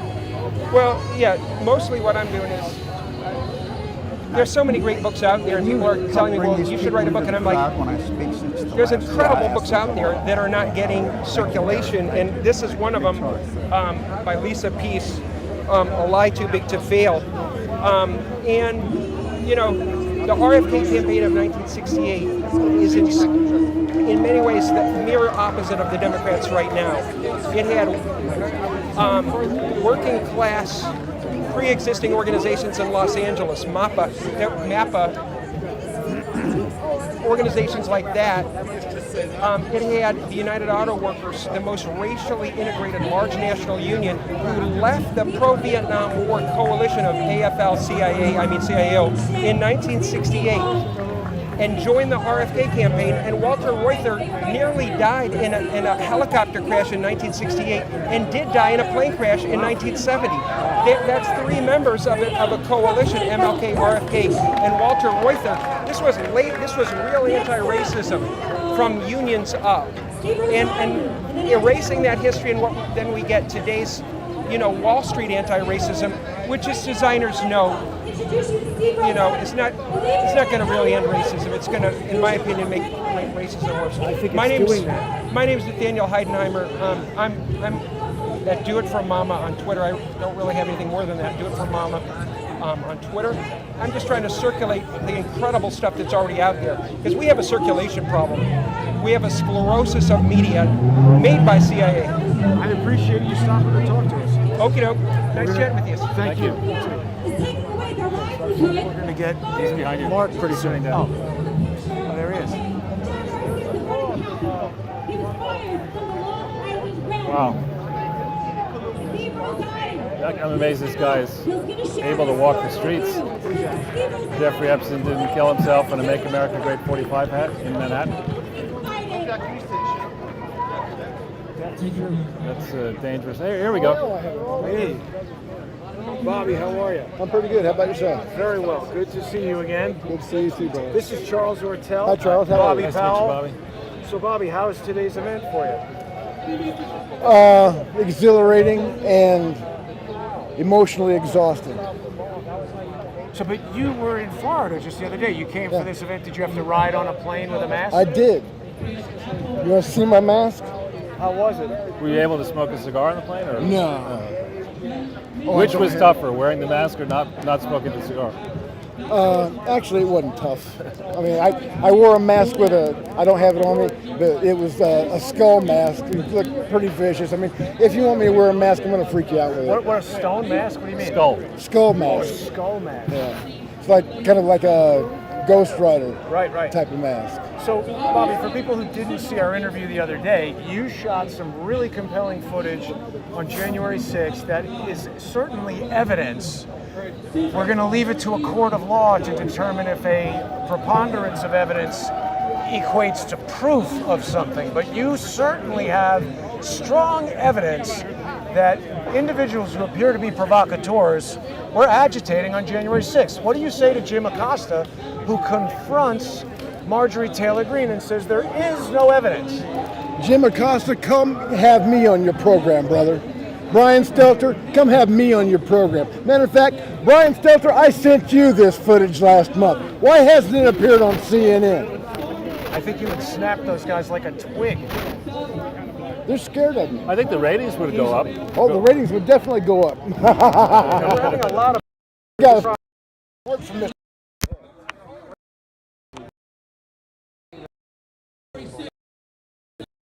We're going to have Mark Crispin He's still Miller sitting up down. there pretty soon. I'll giving tell a you. speech. You gave a great speech. Sorry, Charles. Yeah. No, he's sitting down right behind us. Well, what do you want to say to Bobby? Charles, do you have something you want to say to Bobby? No, thank you for your courage, and thank you for being there on the 6th and afterwards, and I hope that people finally listen to you, and I mean, I remember I specialized in exposing fraud and made a career of exposing GE as a fraud, and then the Clinton Foundation, the Gates Foundation, et cetera. And I was there with Jason on January 6th for 5 hours, as you know. And when I got into this, I asked some people at Fox, top people at Fox, who were close to Comey and all these FBI people, I asked them, do you trust James Comey? This is in like January 2016, February 2016. And they couldn't immediately say, yes, we trust him, he's honorable, whatever. And the more I see of it, the rot in the FBI, the rot in the Department of Justice, the rot in the IRS is so egregiously bad. Okay, well, Charles, I don't know if you know it or not, but I gave Sean Hannity his footage in February. Wow. I have his producer, Stephanie Wallish, and I told you I was coming, sweetheart. I had his producer, Stephanie Wallish's phone number, her cell phone number, because somebody that I had on my show previously was also a guest on Hannity. So I gave this footage to Stephanie Wallish in February. She lied to me for months until I called her out on the air and played our conversation live for my listeners. Right. And she hung up. Right. Well, I don't know if Sean Hannity has actually seen this video or not. I hope he hasn't. Because if he has, and he hasn't shown it on Fox News, then that's just proof that he's a shill for the deep state. And it breaks my heart because I've always looked up to him. Well, he's wearing a CIA pin on his lapel. Well, when you think about the business of left and right-wing corporate-owned media, guys like Sean Hannity, he started out as a hard-working guy with nothing. Now he's a multimillionaire. He's worth over $100 million. He's got a big contract. He's got business interests to protect, and he's frankly getting old. So it doesn't surprise me at all that if there's a list of people you can't have on the show. I mean, I was supposed to be on Sean Hannity's show in 2016, and I was canceled at the last minute. I was extensively, though, on the main Fox, 6 o'clock news hour, and on with Janine a lot, and on with pushing hard on the Clinton Foundation, really hard, after 2017 with Jason. Crickets from Fox, absolute crickets. I think that's in part because the Murdochs are, the next generation of Murdochs are hard left with two wives, and they'd probably say to James, listen, you want to remain happily married and I won't take half your shit.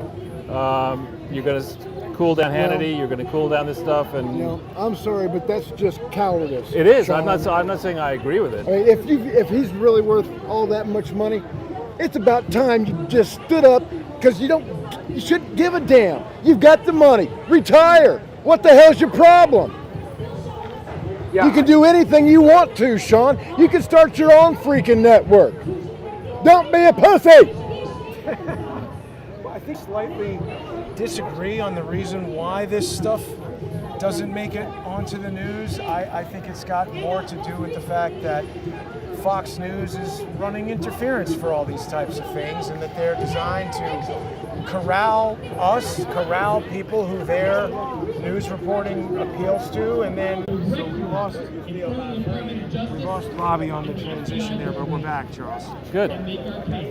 It's a persistent group of people out here in the heat of the day. It started at noon, literally the hottest moment of the day. Now, no tents. No, yeah, that's a pity there's no tents. Next time they should put a tent up. So, well, we've been staying over here in the shade and hope that it will prevent the overheating. It's working a little bit. Yeah. I think what's happening is the sun is creeping this way. Biden's creeping this way? Biden is creepy as hell. So it's hard for us to hear the speakers. I've mic'd up Professor Miller. Mark Crispin Miller should be speaking any moment, and we've got a mic pack on him, so we should be able to hear him very well, even though we're far away. And I see a little kid right there there's his parents. Again, no police presence. If Antifa decided to get here and mix it up, there'd be nobody to stop them. Well, I think they're probably too busy with all the pride stuff, both the police and Antifa. As Department of Justice prosecutors walk in front of judges and tell lies about what they did and what happened. Who is this fellow? I'm not sure. Blatant lies. We're also standing up here for an unarmed, 90-pound Talking about Ashley Babbitt. What's her Babbitt? Yeah. Was she only 90 pounds? What he just said, unarmed 90-pound person. A grown man, very muscular actually, That is very tried to charge the stage obviously a real of the threat. U.S. president. I remember that. I mean, the question is why, if somebody is drunk driving and passed out at Wendy's, takes a taser and attacks the cops, and then he gets subdued when fire is returned. The cops get fired, we know their names, people harass them, death threat them, but when somebody kills an unarmed somebody, right, you can't know who he is. Exactly. Or how about going into the impeachment drama, the second impeachment? We cannot utter the name of the second whistleblower because there's not a constitution anymore. You don't have a right to face your accuser as the president of the United States. You can have a second false impeachment process thrown down the country's neck just when the president should have been focused on the threat posed by the Chinese virus. It's just amazing, Charles. Well, I think the inmates are running the asylum, as it were. I mean, that's what's going on. The people who make the decisions on who gets on mainstream air, who gets attention, what legislation gets whipped up in a frenzy, what political candidate is flavor of the month, all that stuff is controlled by a very small group of people. Rich people, academics, the owners of the big media, the multinational advertisers. They control a lot of that, and people are not curious enough to think for themselves. I agree with you, Charles. So I think we're going to get Mark Crispin Miller here in a second. Yeah. The sun's going in and out, which is good. A little reprieve from overheating. It's definitely on the hot side. You must be thirsty. No, my coat is hot. Basically, the coat gets hot, but underneath I'm not so hot. Drank most of this water here.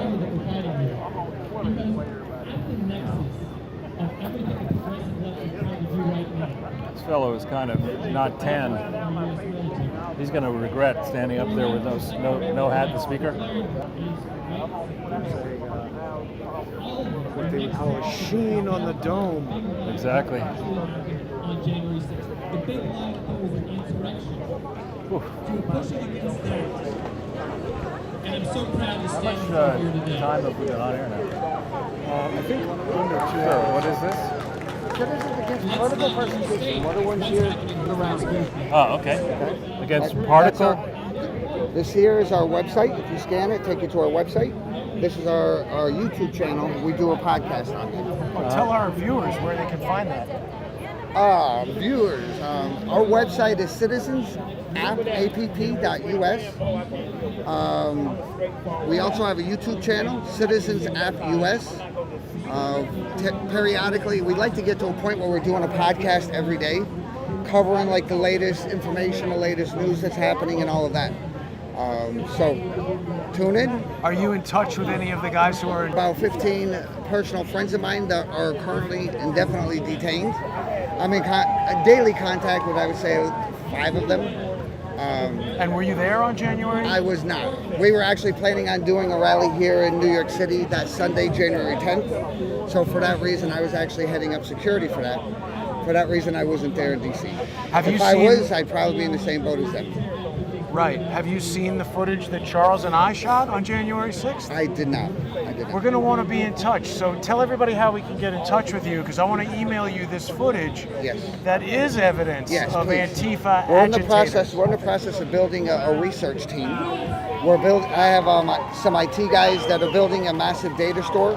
We're going to be putting the word out for anybody that was there, any kind of photos. If you want to make like witness statements, what you saw and experienced that day. We're going to be collecting that. 5 hours of video. Wow. Excellent, excellent. We started at what time, Jason? Was it 10 or 1? Yeah, in the morning.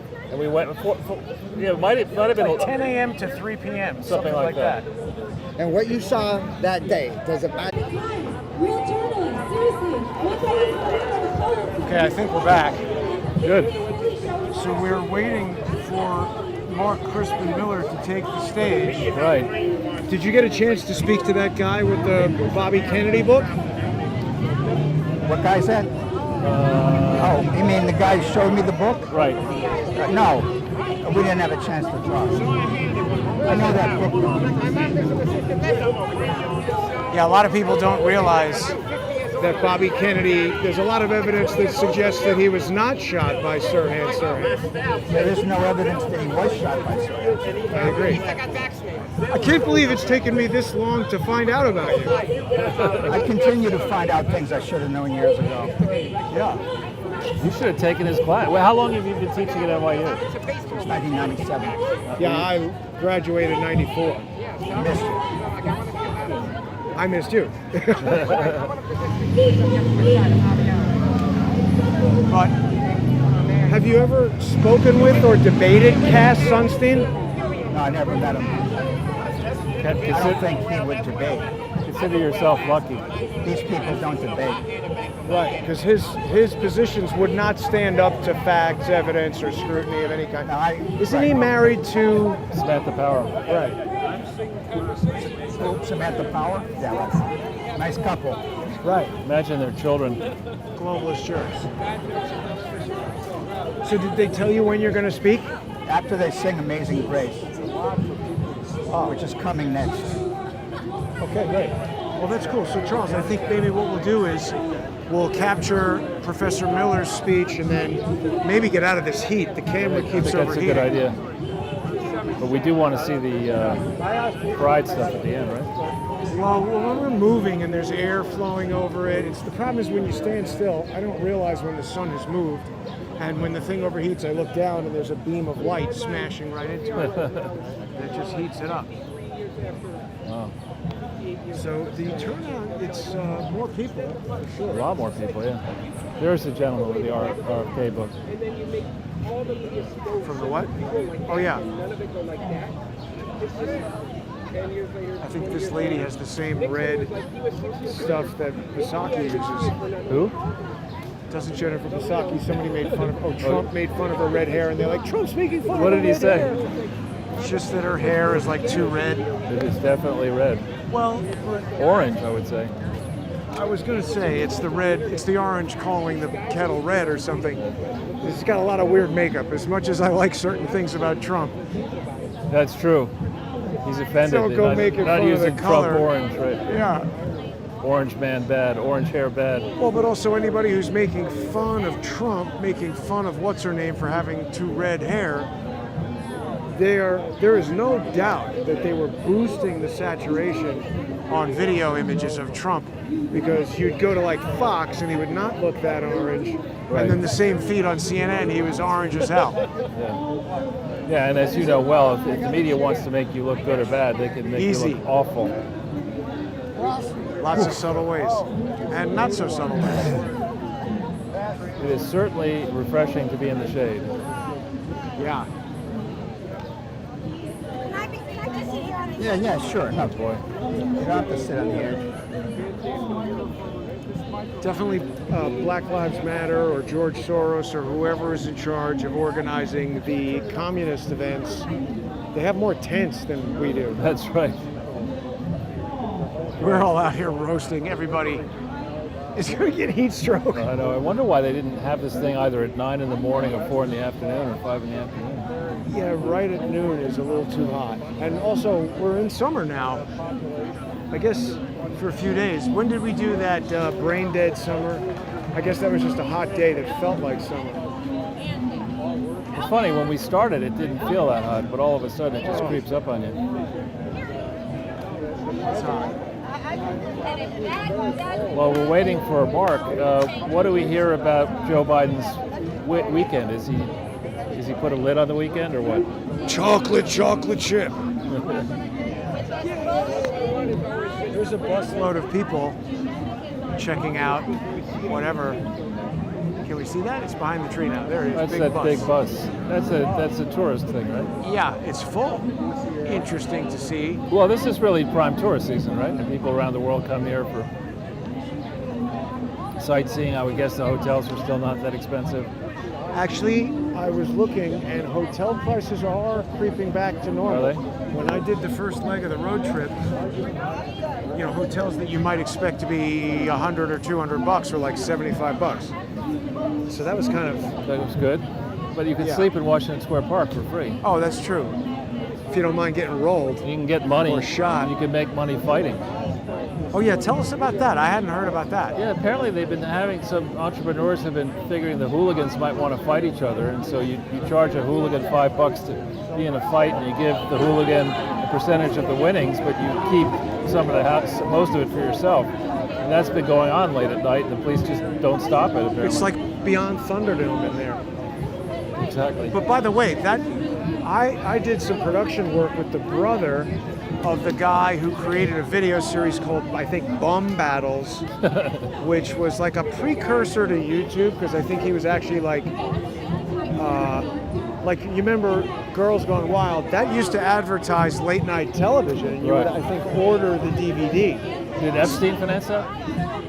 I don't know. The guy did go to jail. But the Bum Battle guy was that kind of business model where you would order the DVDs. It's horrible.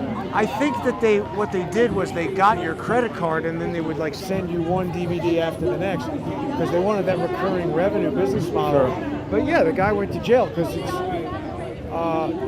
illegal prize fighting. Sure. You can't just pay people to beat each other up. I guess their attitude was, well, it's consensual, but you can't do that. Well, on that subject, incentivizing it. now recently, fresh on the heels of the supposed victory with the infrastructure compromise, which turns out to be the Democrats rolling Romney and the other idiots in the Rhino camp, people were getting ahead of themselves on mainstream media, and they had a number of different guests on the awful channels, MSNBC, who were arguing, without being, the hosts were smiling, they were arguing that it's okay to rough up Trump supporters, it's okay to rough up Republicans, because implying that anybody who would support Trump is a racist, Nazi, and you could beat somebody up without even... And really, people who think that they're reputable, who are pundits, who are paid, some of them are academic, to say that kind of crap. And for the editors and people who run mainstream media to allow that kind of stuff to happen is reprehensible. Much as I disagree with the people who are, let's say, detaining the folks down in D.C., I don't wish harm on those people. We have a judicial process. I wanted to bring something to your attention before we I don't know how much time we'll have here, but are you aware that Bill Barr has a big article out in the Atlantic? That they interviewed him and that he said that there's no evidence? Yeah, Jonathan Karl interviewed him. And this began, that kind of stuff didn't just happen with this interview. Obviously, Barr was talking to Jonathan Karl beforehand. Remember, Jonathan Karl is a rabid, anti-Trump deranged moron who nonetheless works for ABC. He's the one. Let me tell you exactly what I think about Bill Barr, and it's not going to be pretty offensive words and calling him names. There is a well-established tactic where there's a target. In this case, Donald Trump, and I want to draw an analogy to what is happening with me in an ongoing way. Not because I think I am as important as the President of the United States or Donald Trump or whatever, but to illustrate that this is a playbook, a standard way of operating, okay? So Trump has a following. They want to disrupt it. They put someone close to Trump, Barr, and he does something to gain the support of people who like Trump. So if you trust Trump, you trust Barr. Think about the people who have come towards Crowdsource the Truth, like Quinn Michaels, like Susan Holmes. They first established trust with the base. The people who watch Crowdsource the Truth say, ooh, this person's bringing good information. Or Larry Gators, ooh, good information about something. Okay? Then, once that person has established trust, they break. William Barr says, oh no, we're not going to, prosecute the company that whose name has DV as initials and are involved in the election. We're not going to prosecute them. So now he can go off, and as a Trump ally, this is the guy who stopped the first impeachment or whatever, and he's speaking out against Trump. Well, this is exactly what they tried to do with Quinn Michaels. This is exactly what they did with Susan Holmes. They go and give interviews about how it really is at Crowdsource the Truth, and here's this problem with Jason and that problem with Jason. So when William Barr says that Donald Trump had no evidence of anything, okay, Mark is going up. I would just say, why don't we ask William Barr about what the hell was going on with Iran-Contra, what's going on with all of his ties to the Bush family. What does he know about crimes of Caspar Weinberger and all these things that he's covered up? Why the hell didn't he prosecute the Clinton Foundation? Can you get people to come up? I'm very proud of her. I see her before. I don't know, but that's a right winger that I can get behind. I don't know if she's a right winger. Okay, Mark is going up. Are we gonna go close? Burn up from the sun. Good. Let's stay right here then. Are you gonna move or? So nice to see these beautiful young people, young women in America and New York with the right patriotic values. Very refreshing to see. So I'm looking for Professor Miller. He's right here. This guy, I interviewed him last week for the podcast. By the way, I have a podcast. Subscribe to Millions on YouTube, Thought Millions on also media. We need some likes. Professor Miller was my guest last week. And I find him to be fascinating. He's the type of professor everybody wants in school. A professor that teaches you to think, for God's sakes. Kids are indoctrinated. If I had kids, I would not want them to go to college. How sad is that? Because colleges are teaching them the wrong things. And this is a professor who actually told his students to fact check the media and to fact check science and to look into, he teaches a course on propaganda. And he was teaching them that masks could possibly be propaganda. It's up to you to do research and find out for yourself. And he asked them to fact check, and he gave them a whole bunch of things to fact check so they can make up their own mind rather than a professor who stupidly just is a propaganda arm for the CDC or the fake WHO. Okay? He's actually telling them to think for themselves. And that NYU wants him fired! Students were outraged. Some students were cool, but some were outraged, and they were tweeting that he should be fired. And now he's involved in a lawsuit against the rest of the professors there at NYU, the B-Way professors that are saying that they wanted him fired. He's suing them for slander and libel. Yes.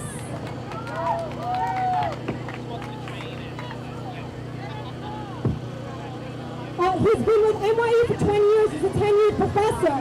Okay, he's been a vocal commentator.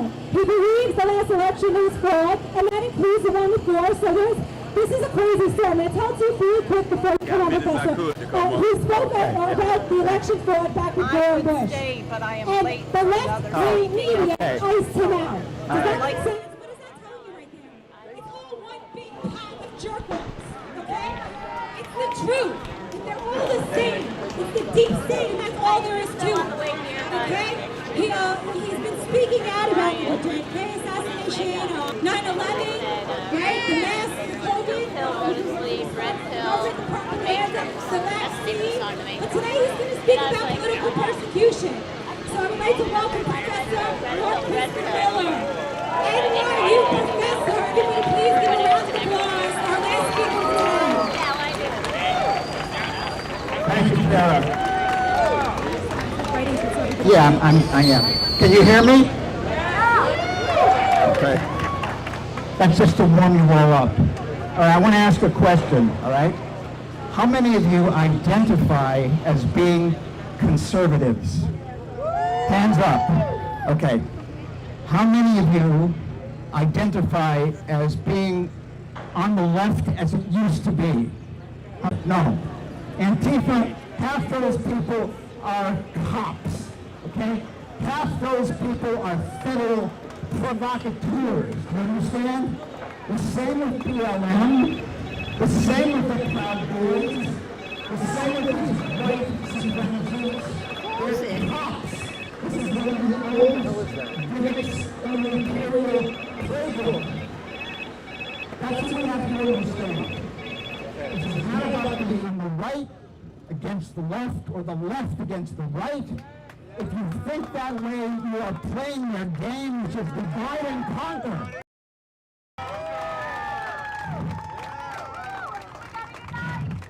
Divide and conquer.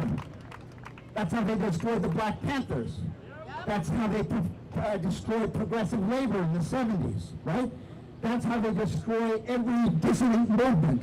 The British did it before the Americans did it, right? And the Romans used to do it. Don't fall for that. Now, my advice, I mean, naturally we're focused today on getting these scores of people out of the torturous conditions they've been placed in by a lawless government. What's happening to them is intolerable and has to stop.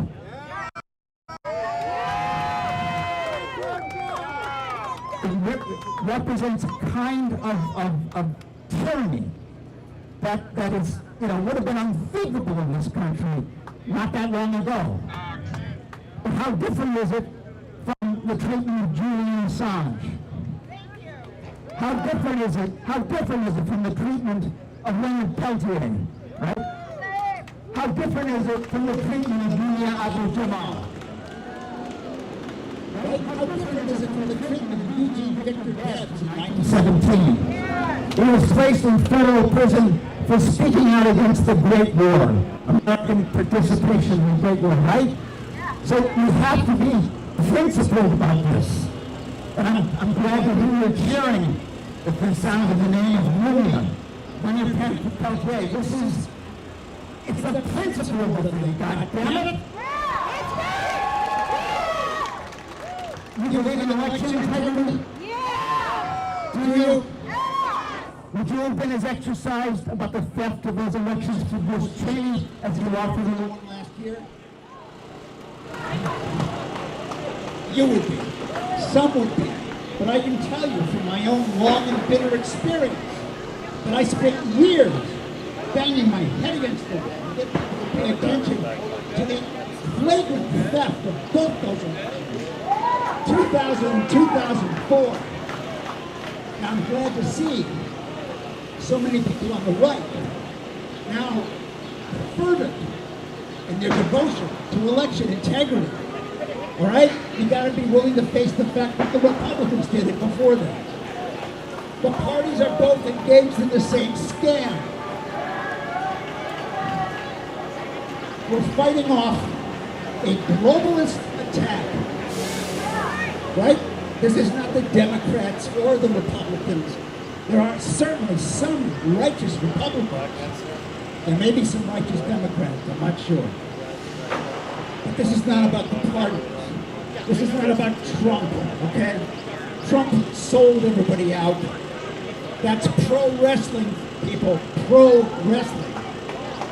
So Trump becomes president, and by the way, there's considerable evidence he did not actually win in 2016. No, he did not win by election.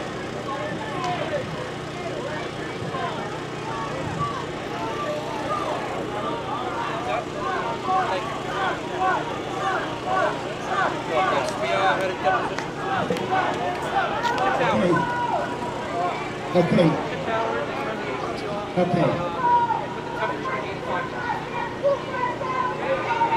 What did I just say?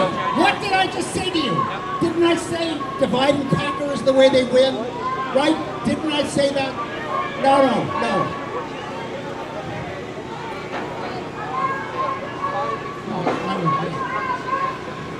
Okay. What's going on? May I finish? Okay. I think you said there's evidence that Trump didn't I can win say in with 2016. confidence that I've studied these elections carefully since I became aware of this problem in 2000. If you can show me evidence against the evidence that the three swing states were stolen, if you can show me evidence that Trump's own team actually thought that he won, their own polling told them he did not win, that's why he went home early. Just listen. Listen to me. Okay. Thank you. Thank you for screaming. Thank you for screaming in anger. Thank you. No, it's not the truth. I don't know. All right. Seems to be not going well. People don't want to believe that this has nothing to do with red and blue. It's a globalist agenda. Both sides are complicit against crimes against humanity. Now this is good. I'm glad this happened. Trump This is ushered in the teaching vaccine moment. that is killing people and children. Because what this shows us is that if you push people's buttons, They can't face it. They If can't you face that their push savior is people's not a buttons, savior. they will simply respond on automatic. Okay? Trump won, Trump won, Trump won. Well, there's evidence that he didn't. You either face that, don't start screaming again. You either face that evidence, or you basically admitted that you don't know what you're talking about. Okay? Trump's team didn't even have an accepted speech. Did you know that? Because I'm not here because I'm a member of their tribe. Okay? I'm talking about principle. I'm talking about principle. No, I know what you're talking about. Well, he's right in what he's saying.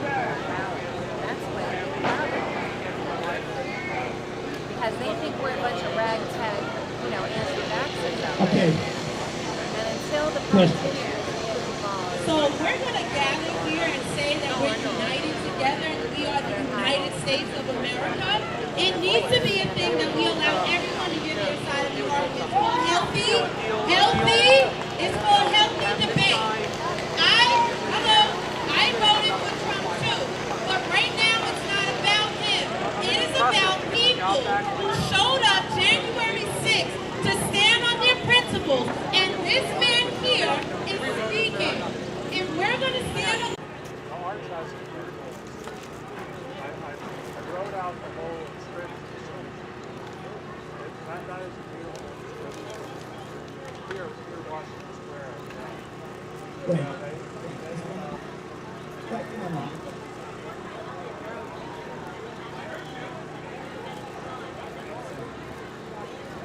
Right. I believe you. I mean, if people are having a blast, we can actually all this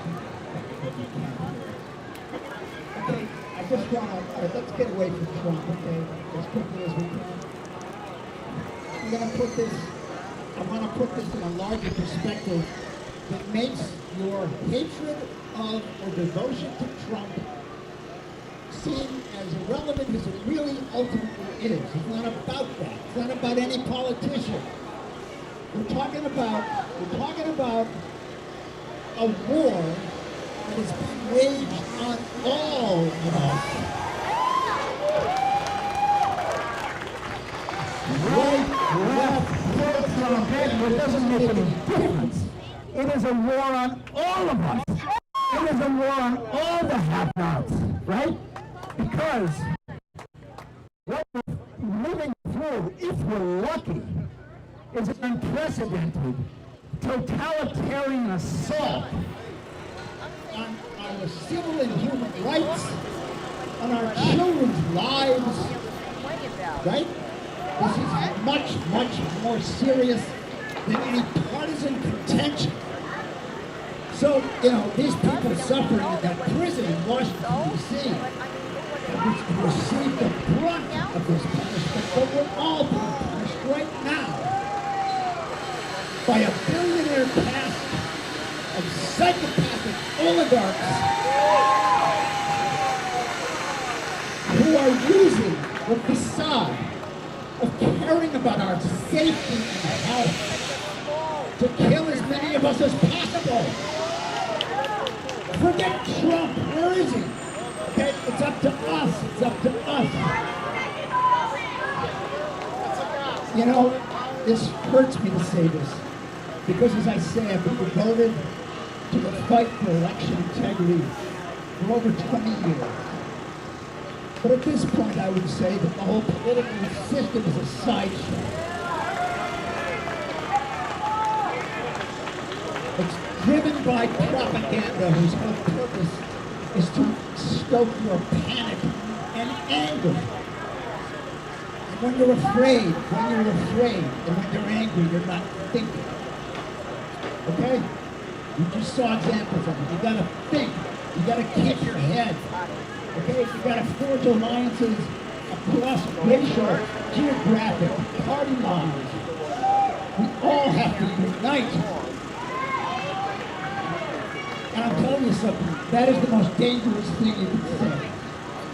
That is a big reason why they killed JFK, why they killed Malcolm, why they killed Martin Luther King, who was planning a poor people's march on Washington. And that's why they killed Bobby. And that's why they killed Fred Hampton in 1969. He was the chairman of the Illinois chapter of the Black Panther Party. And he was organizing Appalachian whites, Hispanic street gangs, black street gangs, and the Panthers to take political power in Chicago. He had to die. I strongly recommend, if you like to watch movies, sometimes you gotta watch a movie, that might not. I strongly recommend Judas and the Black Messiah, one of the Oscar nominees. Amazing, completely accurate, very, very radical for a Hollywood movie.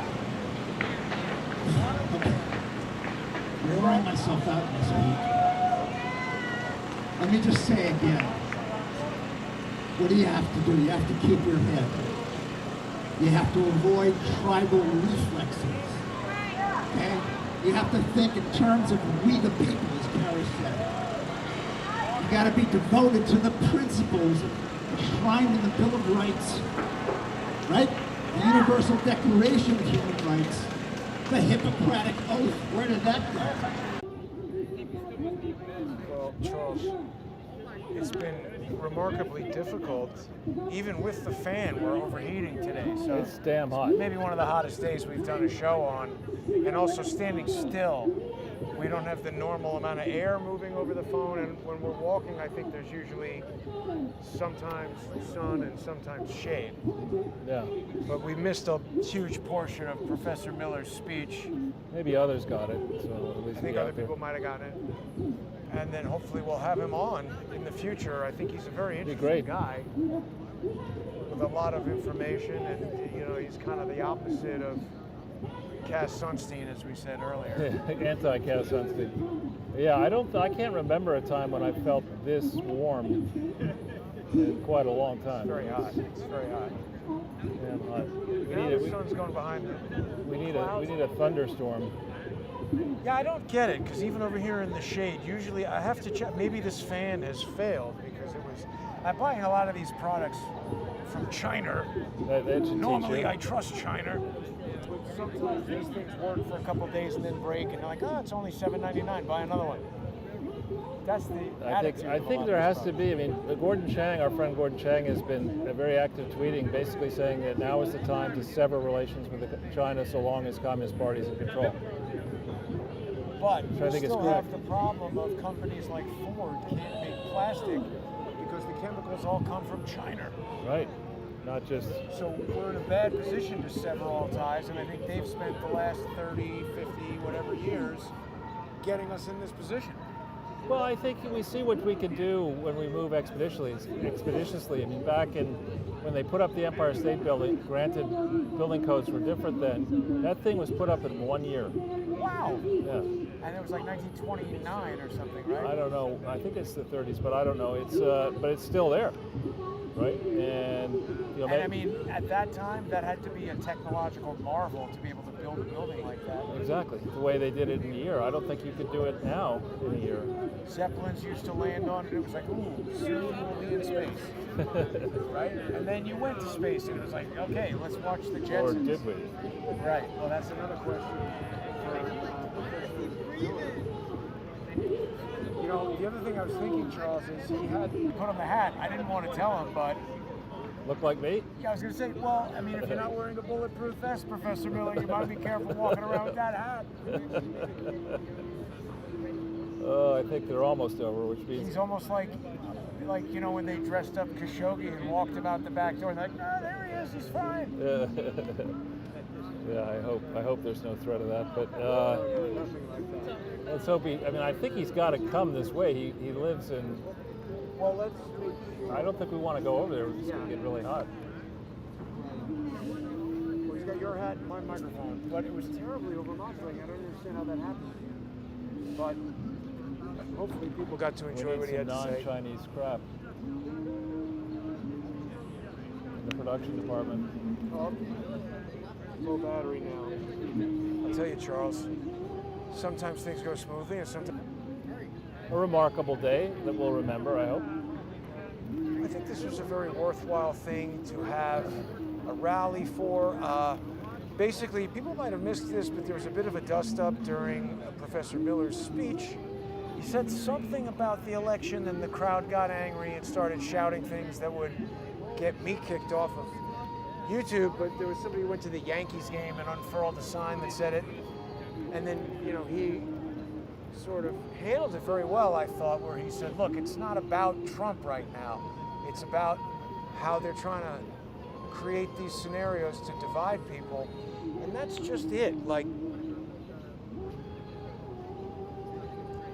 I don't know, now is not the time to start this diatribe, and the battery is almost out, and we could overheat again in any second, but we're gonna have to do are we indoors on Wednesday or walking around? Whatever you want to do. We'll have to see what the I think we temperature probably is want like. to be indoors.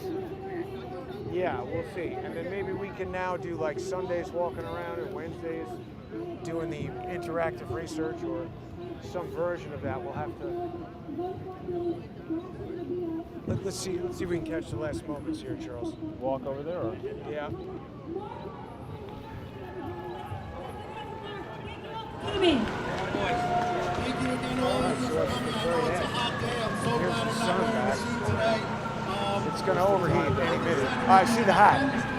We still had more people show up today than all of Joe Biden's presidential campaign rallies combined. So give yourselves a round of applause, everyone. Thank you all for coming, and we'll see you next time.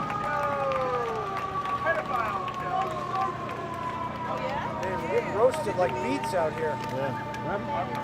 Oh, it is just intensely hot. Let's just get close to him. So. Yeah. Right now, Professor Miller is in that mode where you're trying to politely not talk to people. And now this gets monetized. Oh, no, this is a parody about de Blasio.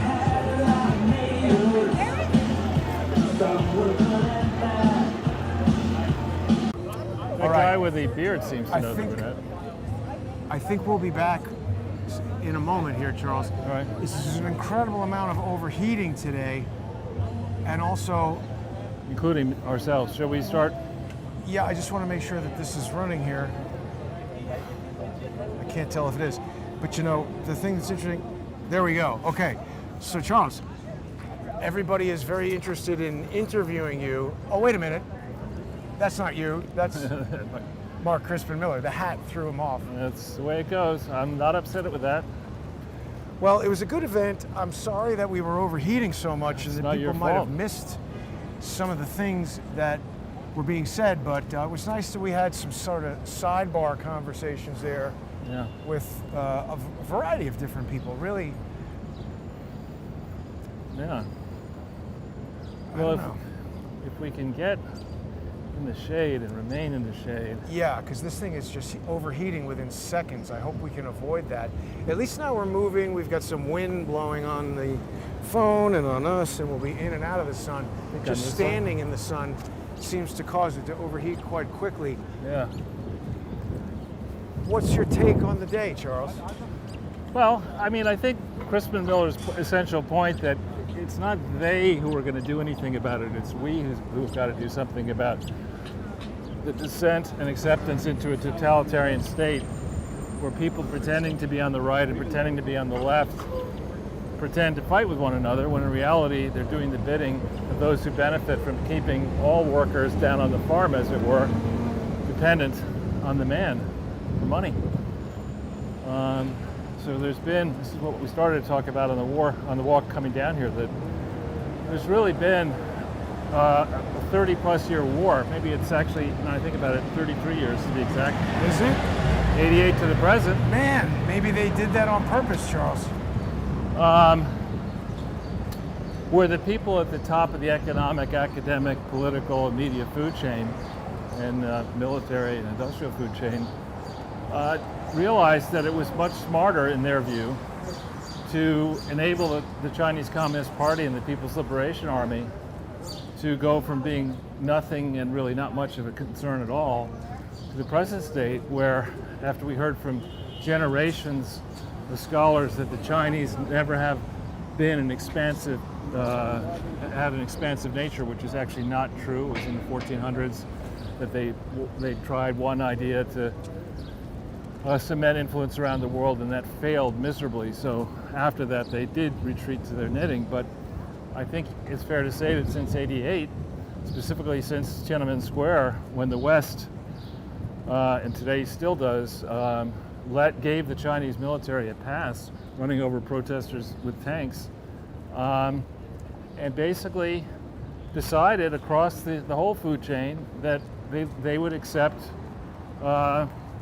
30 pieces of silver, basically, that they would accept the bribes that come from China in many different ways, to the academics, the influence shapers, the politicians, the business people.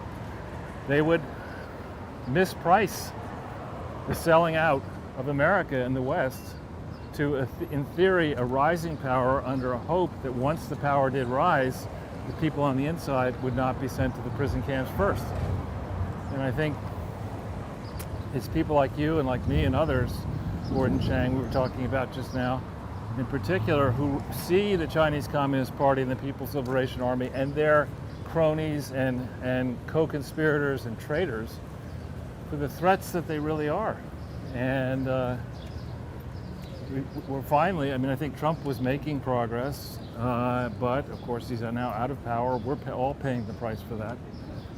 And we've learned that the expertology are a bunch of blithering idiots. I think that's the case study for the last year and a half. And now we're at this point here where we've got to decide, who are you going to trust, me or your lying eyes? You got to use your own eyes for yourself. You got to use that brain. You got to stop listening to experts, supposed experts, because many of them are Well, just scrutinize experts. Don't accept what they say as gospel simply because they have some title. Well, the first thing to understand is you got to ask the right questions. Right. Don't just get on a line of people who are lining up. Here's the Bowery mission. This is Amy Goodman's old TV studio. This oh, really? Firehouse. Wow. It's creepy as hell, isn't it? I think it's kind of cool. But it's like haunted. Yeah. Engine 31. Where's Engine 33? I don't know. Yeah, this is the Bowery house. And here are a whole bunch of cops. Where? Right Oh, there. yeah. What are they doing there? I don't know. Well, maybe this is, what is live axe? Eat and throw. Are you throwing axes at things here? Because that sounds kind of dangerous to be like throwing axes while you're getting drunk. Yeah, do it while you're drunk. Exactly. Let's not engage with these these are some guys. strange looking cops. We don't need to engage. This guy looks like, you remember Stretch Armstrong? Stretch Armstrong? I don't. Well, that was a toy when I was a kid. And looks like they're getting ready to do. Pissed off. Getting ready to do something here. This crazy piece of artwork there. Charles, it's interesting. As you were walking around, I'm trying to make a point of not interrupting. Right. It's difficult. But I'm also trying to make a point of showing people the city as you walk by. And it's interesting to me because, I often think about things like Back to the Future 2, where he lands in his town after, messing around in the past and then coming back to the future where they screwed something up that creates this like incredibly dystopian situation that he's not expecting. And I'm just imagining, like, if someone could have turned on, I'm loading all of the old Sunday with Charles episodes onto the Sunday with Charles YouTube channel, and if someone in 2018 turned on this episode and saw you walking by everything in New York City being out of business and everybody wearing masks, you would never be able to put together the details of exactly what the hell is going on. Or the graffiti. And I was thinking about this whole concept of the new normal. And unfortunately, Charles, as human beings, we are very susceptible to it. I want to give you an example.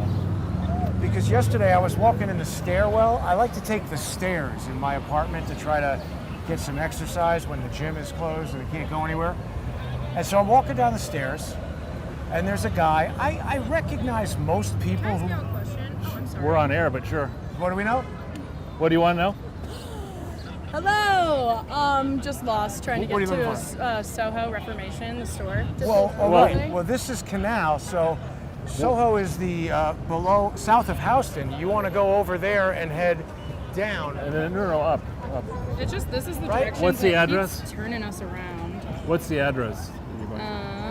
Does it end at Canal, Soho? It's yeah, 23 no. Howard.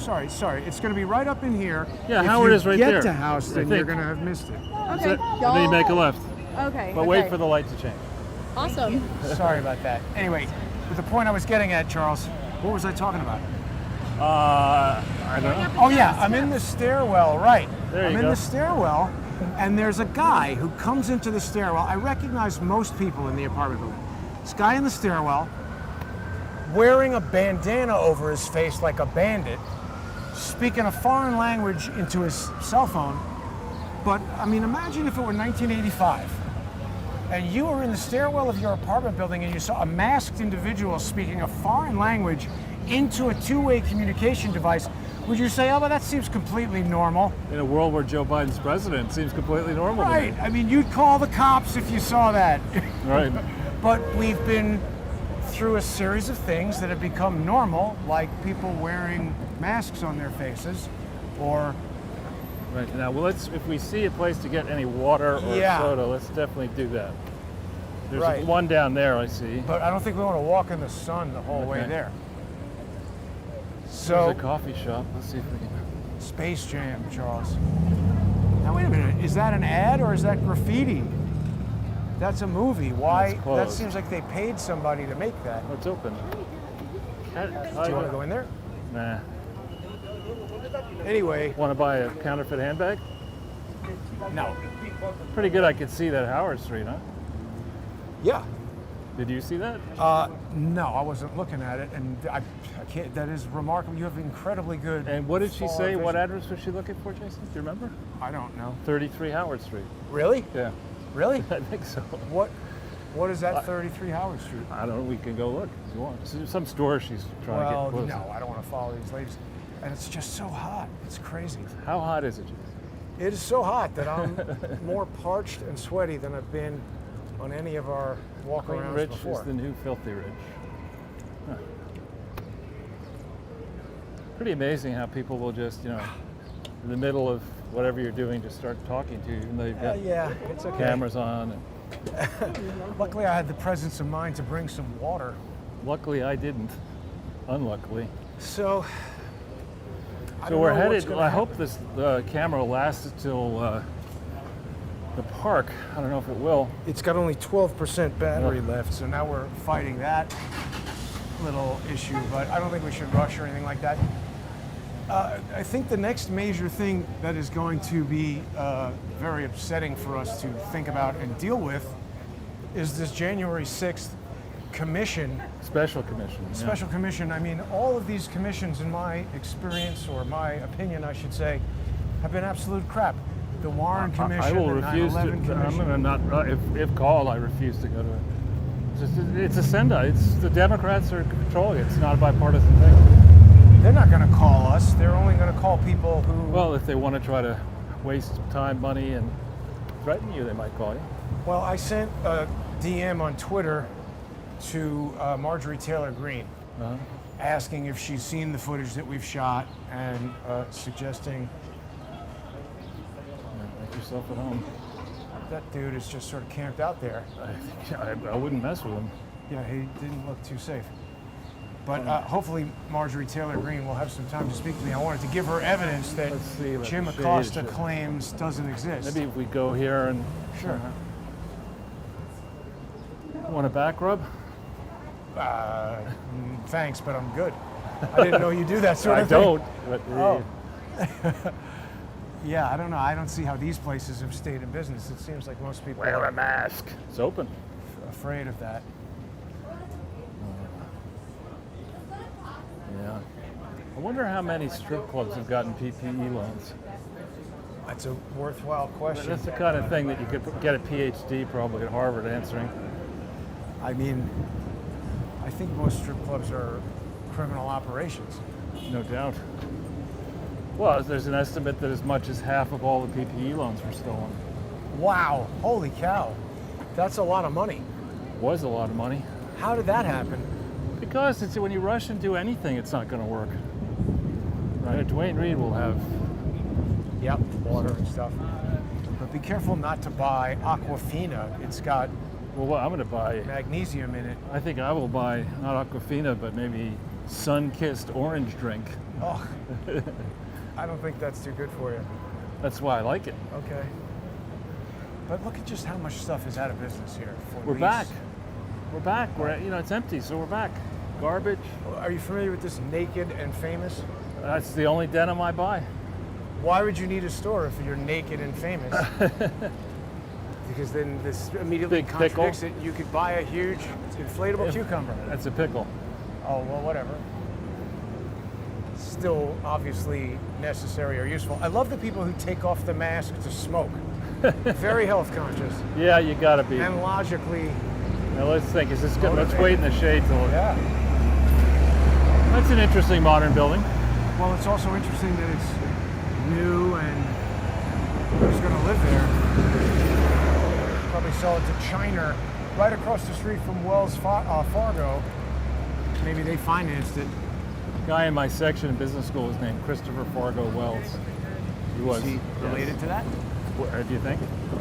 Well, why is it Wells Fargo and he's? He wasn't born in a bank branch. No, he was definitely descended from. Nice guy, actually.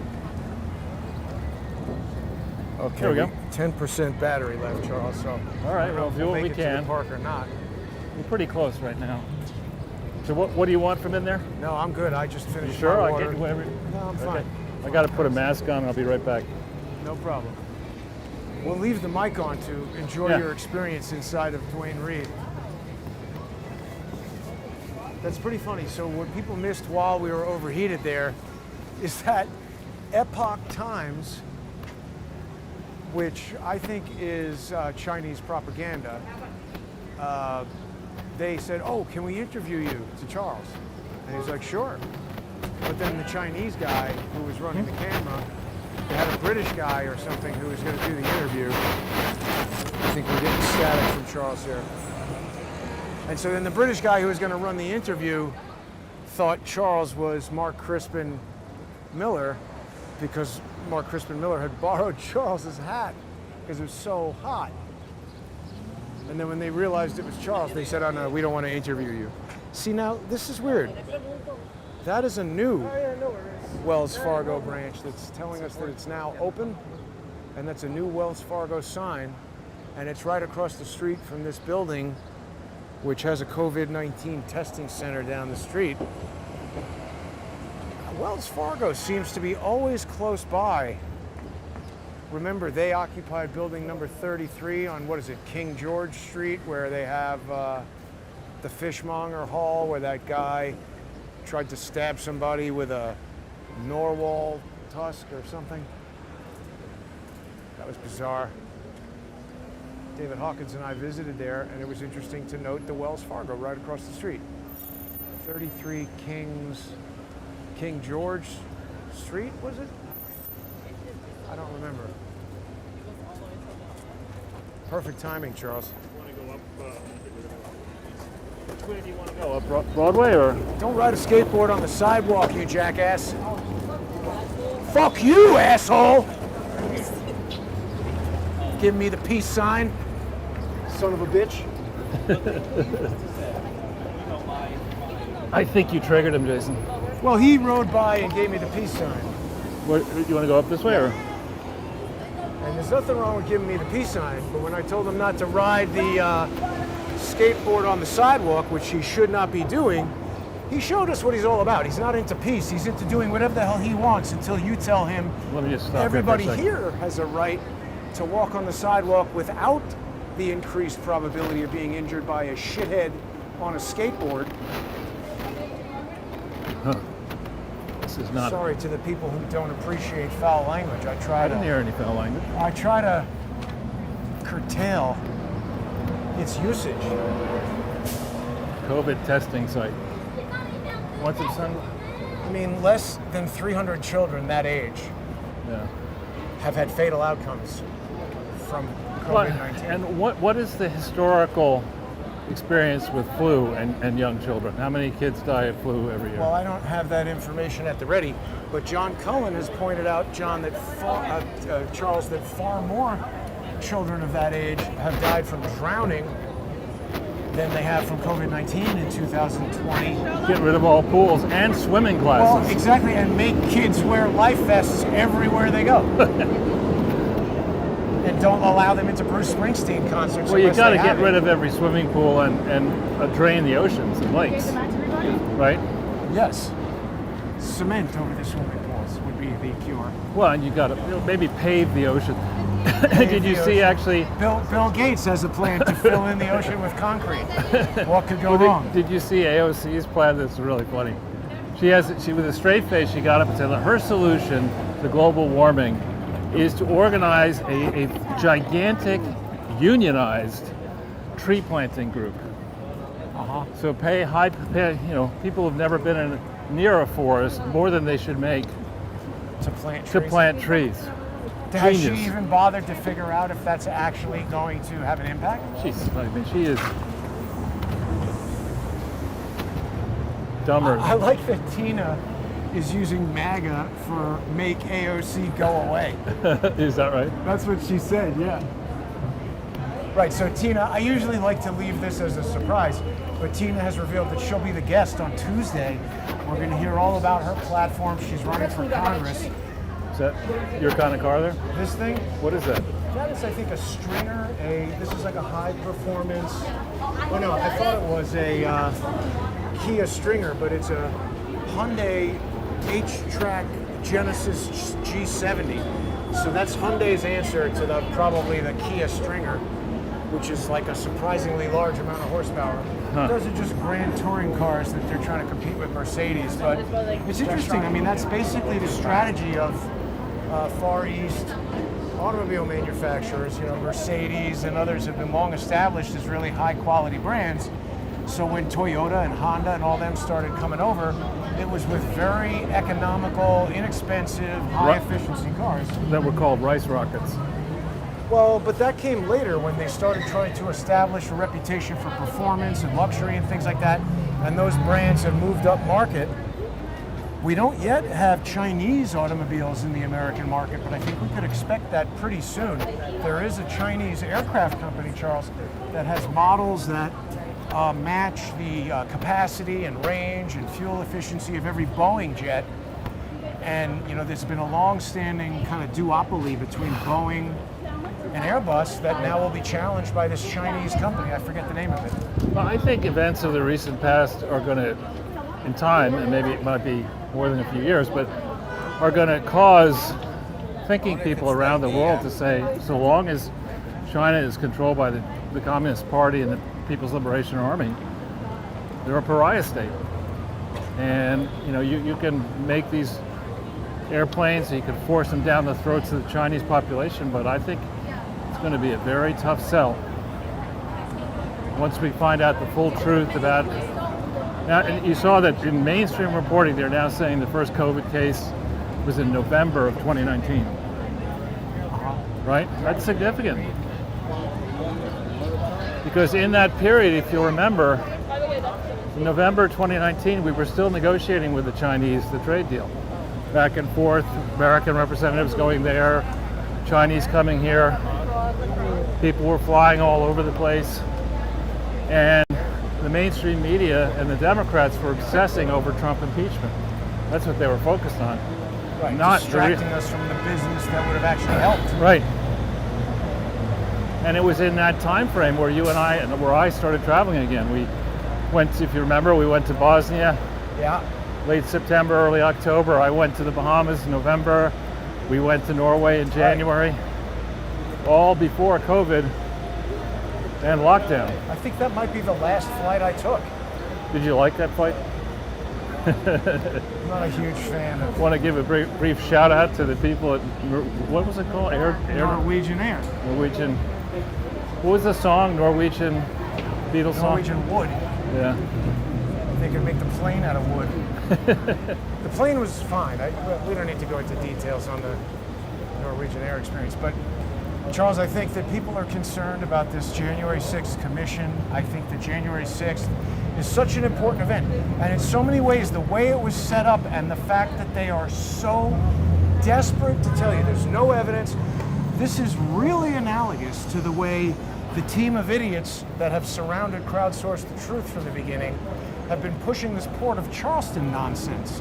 Right. Because it's a plan that they put together and that they put a big effort into, and even though evidence exists that January 6th was provoked by outside forces, in the same way that evidence exists that obviously I did nothing wrong on Port of Charleston thing or January 6th, but they just have to make that reality the truth.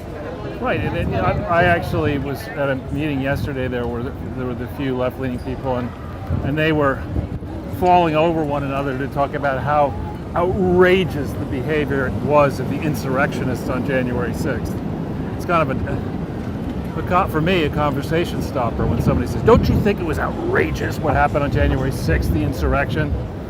But you see, that's the problem, is that just coming straight at it, they want to put you on one side of the issue and those people on the other side of the issue. Unraveling the baffling bullshit of the whole thing is such a complicated endeavor, because when you say, look, Antifa did it, they're like, no, it's all Trump supporters. How can you deny all this footage of Trump supporters? Well, People just don't even get it. Well, first of all, was Ashley Babbitt a Trump supporter? Yes or no? Yes. So she got killed. Allegedly. I still think there's a lot of questions about that. Was an autopsy performed? I just don't know. I mean, if you get shot in the neck to the extent that you die, shouldn't there instantly be blood everywhere? It looks like there's very little there on the floor when they take her out. I don't know. And how come we don't know the name of the cop? There's so many instances where people are being shot by officers, and we, like that afternoon, know the name. Well, you're trying to protect the cop. The other thing is, Charles, 2 suicides from the U.S. Capitol Police. It's there's people who go to war for years and don't commit suicide. I don't know that 3-hour incident was so traumatic that it would cause somebody to commit suicide, but perhaps the guilt of knowing that you're involved in a pivotal deception that changes the course of the United States history, that might drive somebody to kill themselves. Yeah, it's possible. Or perhaps if you said, you know what, I can't be part of this, I'm going on the news tomorrow to tell them that you guys are in cahoots with Antifa, that might cause somebody else to kill themselves and say, oh, that guy committed suicide. Exactly. Jeffrey Epstein style. Or and so, we're taught, I was taught in college, and I think back in the 60s and 70s, people were taught, question authority, question everything. And we should learn if we want to learn from history, which I think we should. Really? You are an asshole! That lady sped up, waved at us, had a mask on. She's on her way to New Jersey. Yeah, she had New York plates, but what the hell was wrong with her? Sorry, everybody. Sometimes... You did register your opinion, though. Yes. What did you think of that lady? I think that, somebody like that, or somebody who's riding the skateboard and thinks, oh, Jason's overreacting. That person runs over my leg, which just almost happened, or my foot, or kills some person. Yeah. They're going to ruin somebody's life. And there was an incident in either, I don't know if it was Quebec or Paris, but some French place where somebody on a skateboard crashed into an old lady. She hit her head and died. Right. On the sidewalk. That's not good. How are we doing? Oh, God. Well, I'm just going to basically let the battery die here. We've got 4%. All right, so we'll see if we make it to the park or not without running, because I can't run. The nature of today's... No, we're not going to run. But the nature of today's show means we're going to get there just in time for the battery to die. Right, and then we'll get a ticket. For what? I don't know. Just for the hell of it. Oh, yeah, we're not going to really see too much. I mean, the parade is... I see some lights flashing up there, but we don't really hear much. It goes up 8th Street, and then it goes back down 9th Street, or at least in the past it did. Hey, look at those wings. Why is one side all rainbow wings and the other side not? And then we got the eye imagery there. Remember getting that?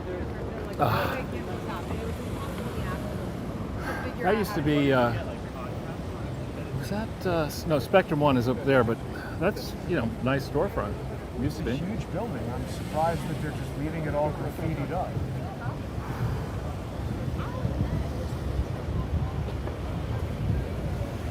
I'm sad we didn't get to see those guys. They had some interesting makeup on.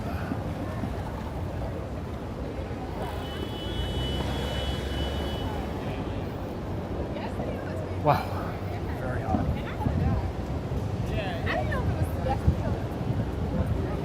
Well, I mean, again, we still haven't had a proper investigation of 9/11, and now they're going to have essentially the same idiots investigate this. That's right. Whereas they're fighting like hell to make sure that nobody audits The election, right. The state results. I mean, that just makes no sense. Anybody who has confidence in the integrity should have no fear of it being investigated. So it makes perfect sense. Right. But look at all this stuff out of business.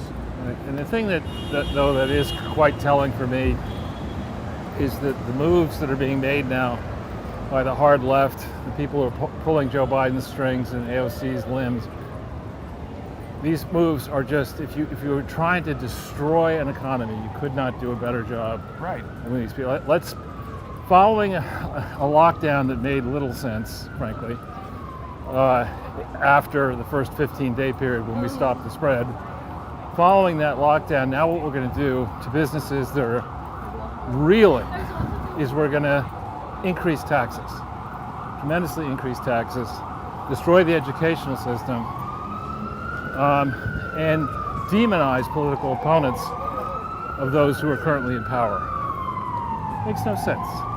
Unless what you're trying to do is do the bidding of the Chinese Communist Party. Now, why would we think that people were doing that? I mean, there's no Hunter Biden laptop.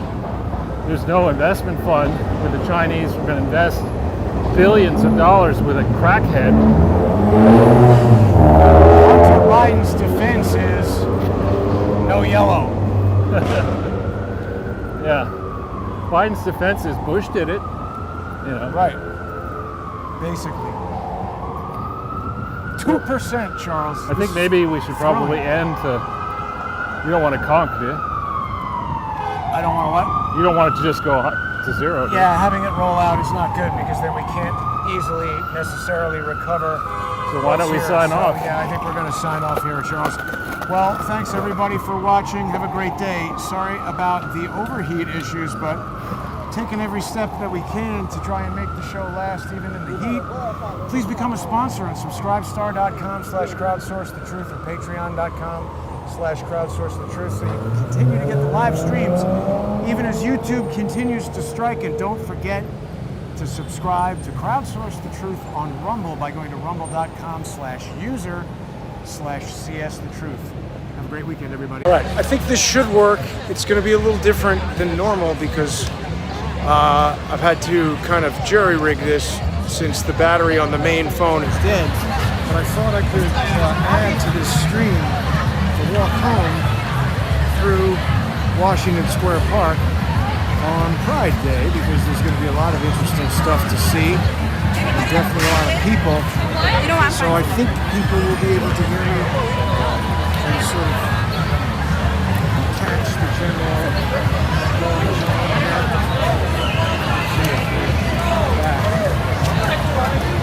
Looks like we are. So that's cool. Charles has left, heading home. I'm now doing the same.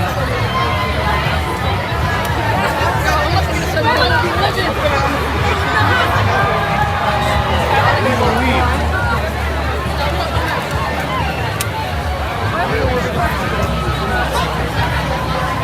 Hello. If they're not here, they're at the Stonewall. Let's go.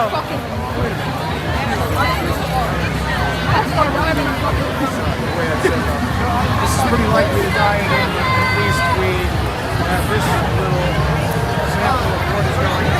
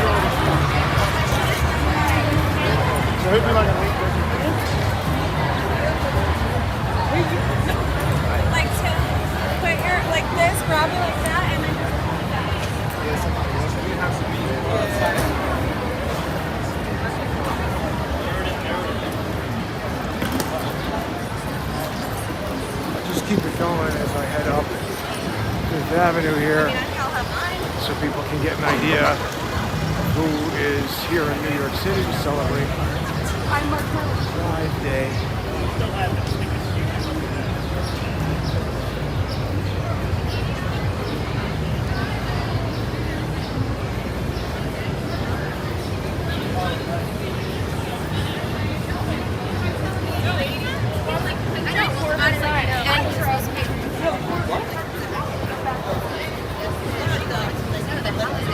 I'm not sure what time the parade goes, but it's quite a thing to see as it makes its way down.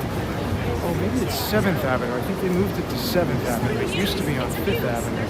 Let's see if we can see it. I do believe they moved it to 7th Avenue. It sort of jams up the area right in front of my apartment.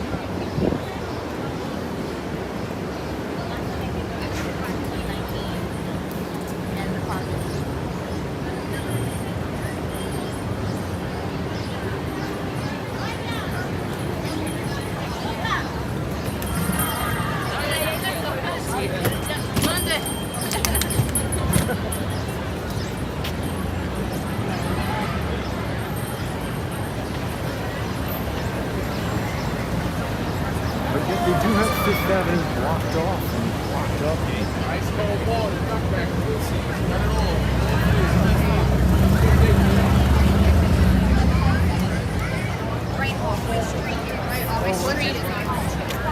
That guy's got a pretty good idea selling ice cold water.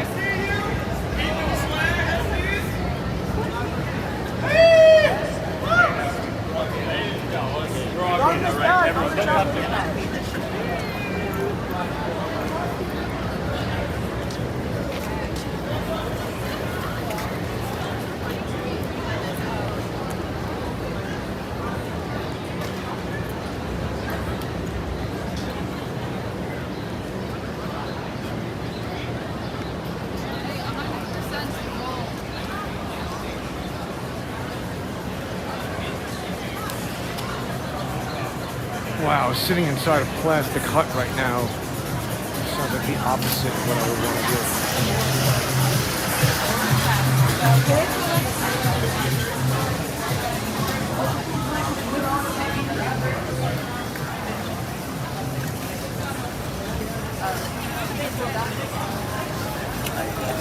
That has to make sure.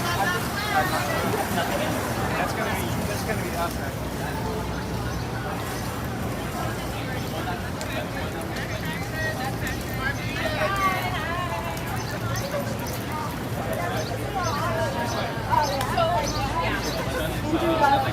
No.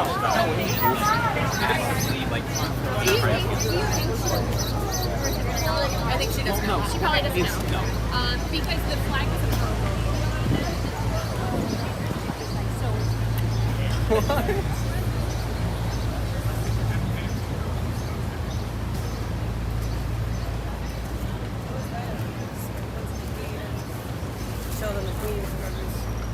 A lot of people heading down to Washington Square Park.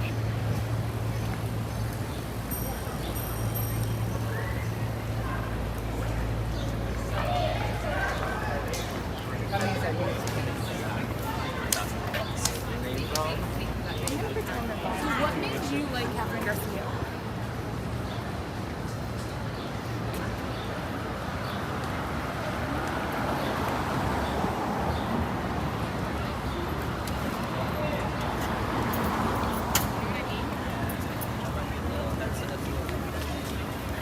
Boy, this is a hot day. It's funny, this is a little bit like when you go to see the Avengers or whatever, and the movie ends and you wait around until after the end of the movie and there's a little bit more movie there. That guy's like wearing a suit riding down the street on a scooter.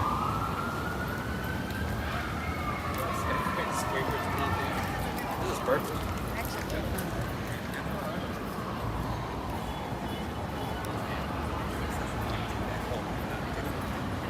You want to get out of that. Yeah, so I couldn't have really continued much more with Charles in this mode because I'm not hooked up to the sound mixer anymore. And when I hold the camera at a distance, it's appropriate to be able to see both of us. You're not going to be able to hear him or me too well. So right now I've got it very close to my face, so it probably hears me pretty well. Let's see if we see a parade down there. I guess I wouldn't be able to see seven. Oh, this is interesting. This guy's got a gigantic dog and tiny underwear, and he's just walking down the street. That's good.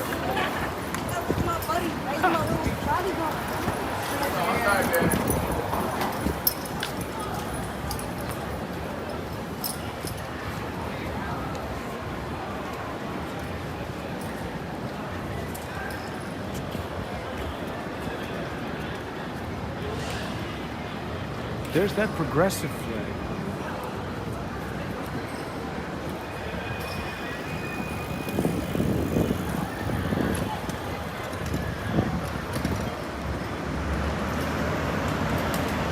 Everybody's flying all these different flags. I wonder who knows what they mean and who doesn't. This guy getting a ticket? No, he's getting directions.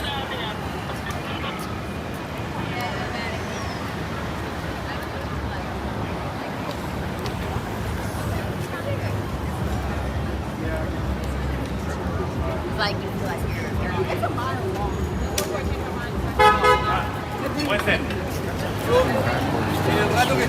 Not a good idea.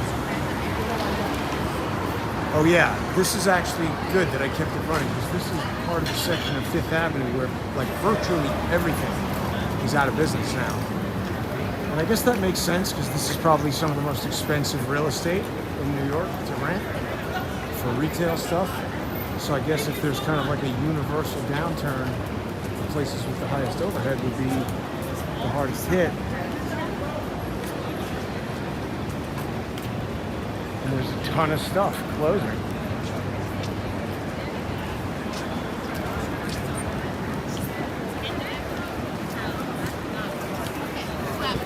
I wonder how somebody coming from a society where women are covered up and you're not allowed to like show your legs or whatever, how would they feel about it?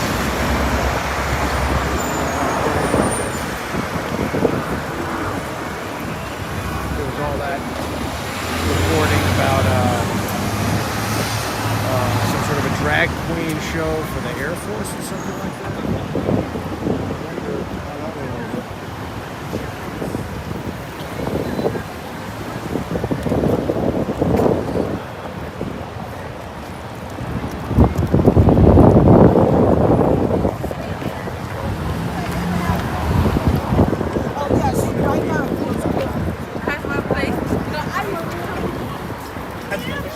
Dropped something. Thank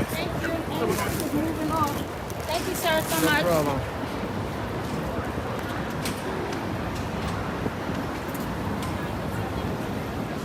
One thing that's good about New York is that no matter what's going on, there'll be vendors to support it. So if aliens land, there'll be vendors out selling, I don't know, whatever you need to have to interact with aliens. Space helmets. That barely moved the needle, right? The government was like, yeah, UFOs are real. We've known about them for like 70 years. People said, so what?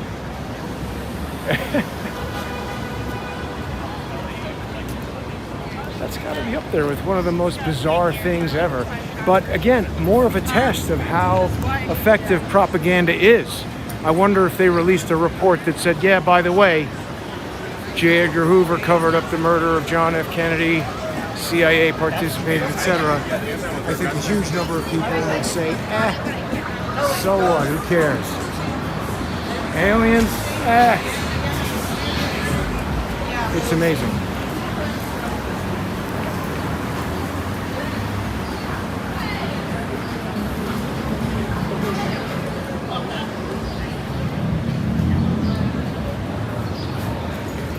But I mean, you can see how many things are on either side here, just out. Brown paper on the windows.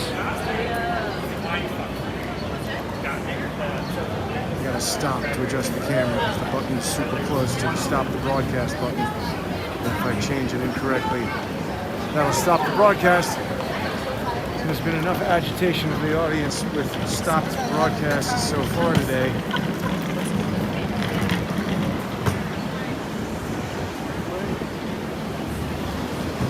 See, they have police lining Fifth Avenue as if there will be some kind of a parade, and they have these barricades set up, unclear why. Let's just walk down here. I mean, we're going to try to head west anyway.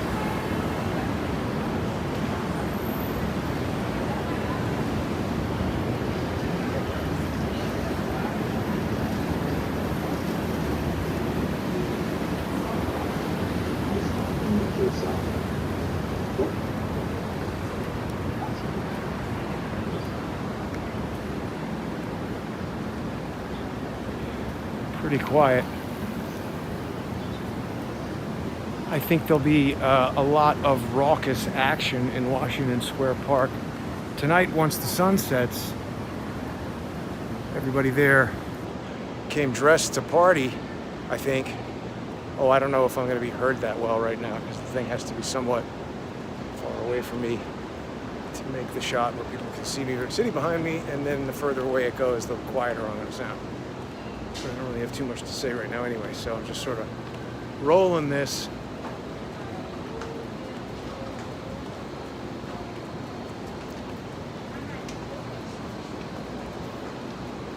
Just want to keep it rolling until I make it over to 7th Avenue to see if we can catch any of the actual parade for people to see.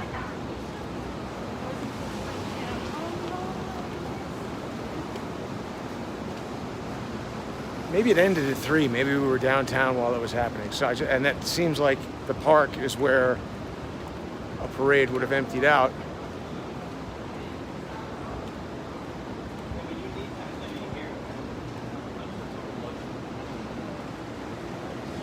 He's got a vape pen stuck on there. Sometimes you leave your car, you get a ticket. Sometimes you leave your car, you get a vape pen.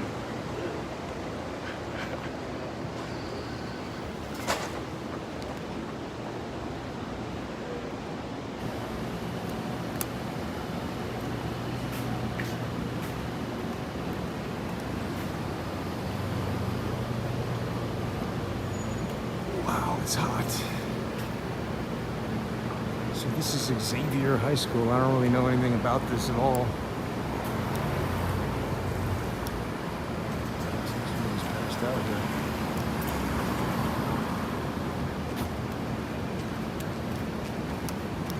Not a good day for that guy.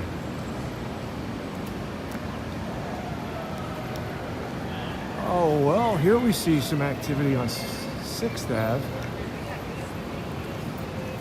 People streaming down the street.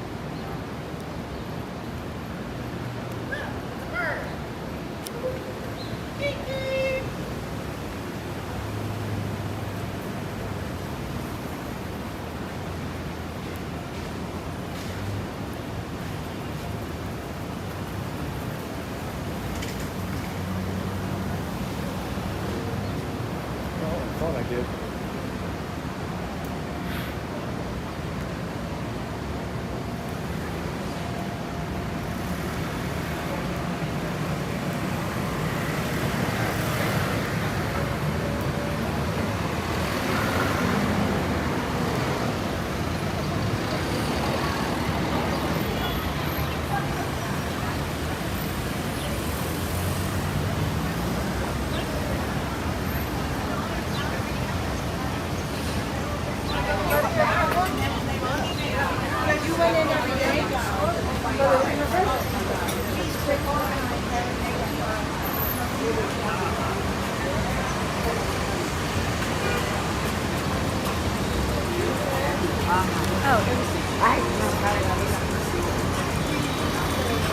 This is new. Plant-based revolution. I guess it's a restaurant.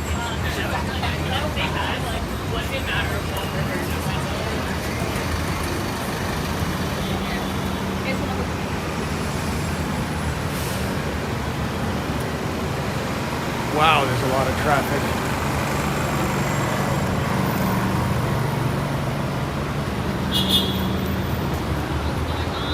And the buses who block the box, not good. Most bus drivers in New York City are dangerous. Good job blocking the box.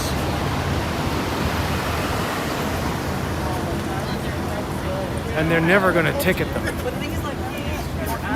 So that's part of the reason why they drive so dangerously. I don't know, certain jobs going away and being taken over by robots might be good. NYC bus drivers, get rid of them. Probably did that. Yeah, so people will notice that, there's just so many of these more elaborate, like every street now is just occupied by tons and tons of outdoor restaurant huts. And I mean, the lack of activity, even at this early hour, it's not dinner time, it's too late for lunchtime, but on a Sunday, I think a restaurant like that would hope to have people in there the whole time.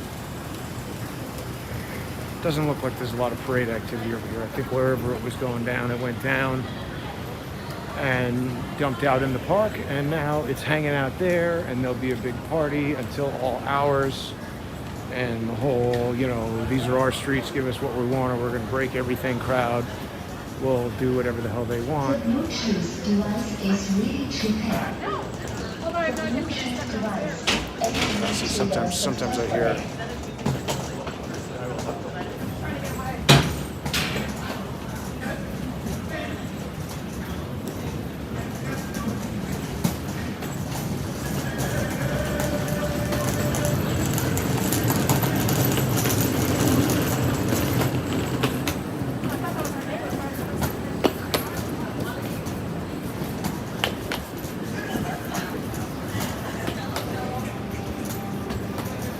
rug place is open.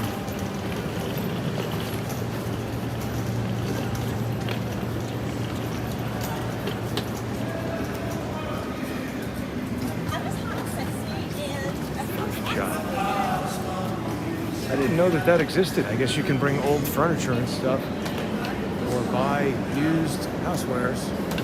So that's pretty useful. What street am I on here?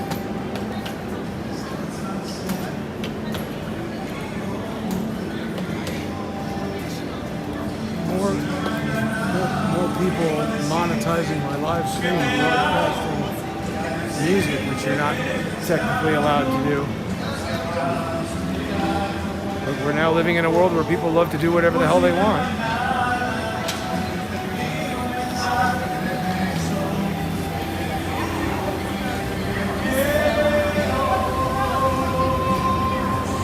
Yeah, the parade is either over or hasn't started yet, or I'm in the wrong spot for it, but this is 7th Avenue and it's not here.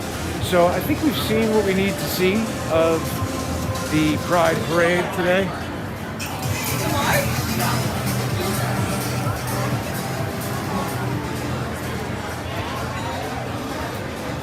I don't know, maybe it is coming down here. Do we see them? People seem to be waiting.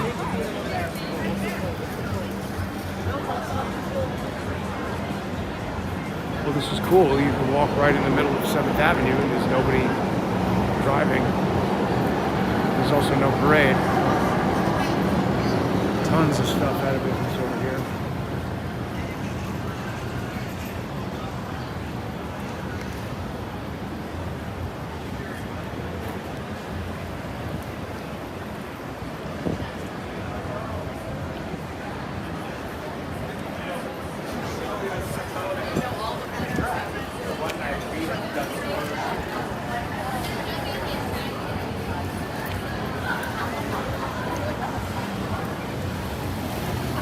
I'm surprised Weed World is not out today. They could be doing tons of business.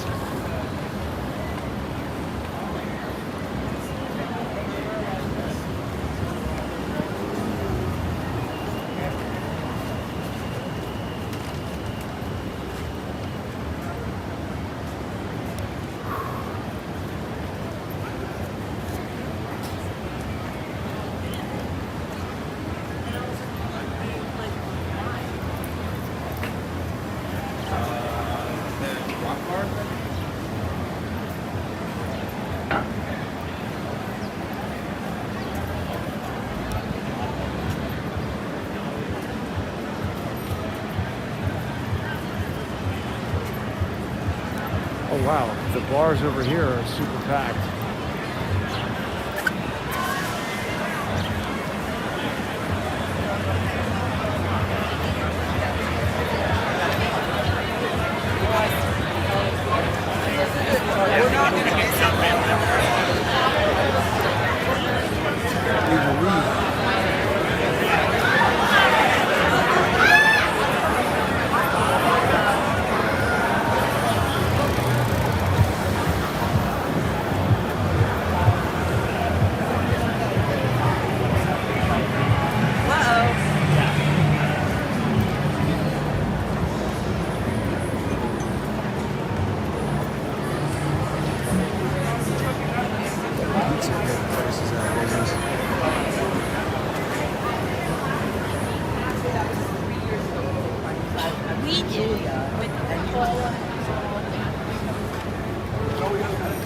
So this is the 10th precinct.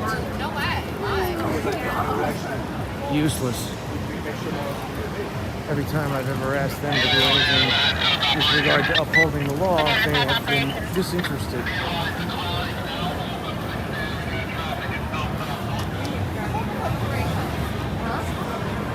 Wow, too bad these guys are not employed.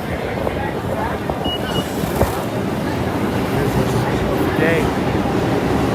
Now, this is a wine bar. I guess it's opening summer 2021. Or maybe not. This is also a new pizza place, but they've really expanded on the sidewalk for today. Used to be my favorite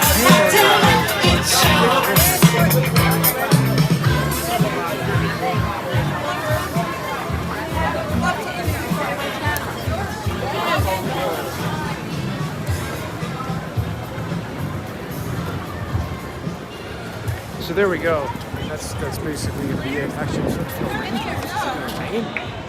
weird. Anyway, there we go. A little supplement for everybody checking out the remnants of the Pride 2021. Seems like the parade is done and everybody is having dinner and drinks or whatever, and then heading down to Washington Square Park to probably wreak havoc. Yeah, it definitely seems like it's starting to rain, so this could be the perfect time to end. Thanks for sticking around. Everything is rainbow today. Have a nice evening, everybody. Almost always happens when I turn off the camera. Seconds later, something of importance occurs, and it looks like this is another occasion. So good. Luckily, even when I ended the stream, this was something of a false end, because it looks like here's where the parade is. Look at this. Holy crap. Is it a parade?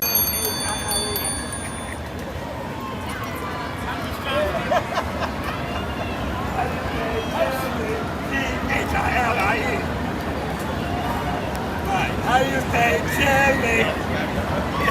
It's L-I-E.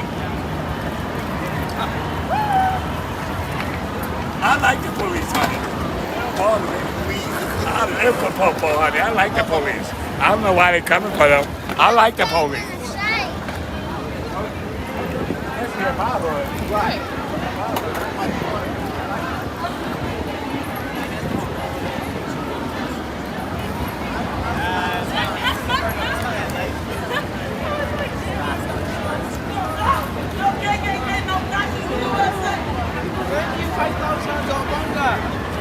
I mean, Rob, the Billy. Oh, really? I'm sorry. Whew.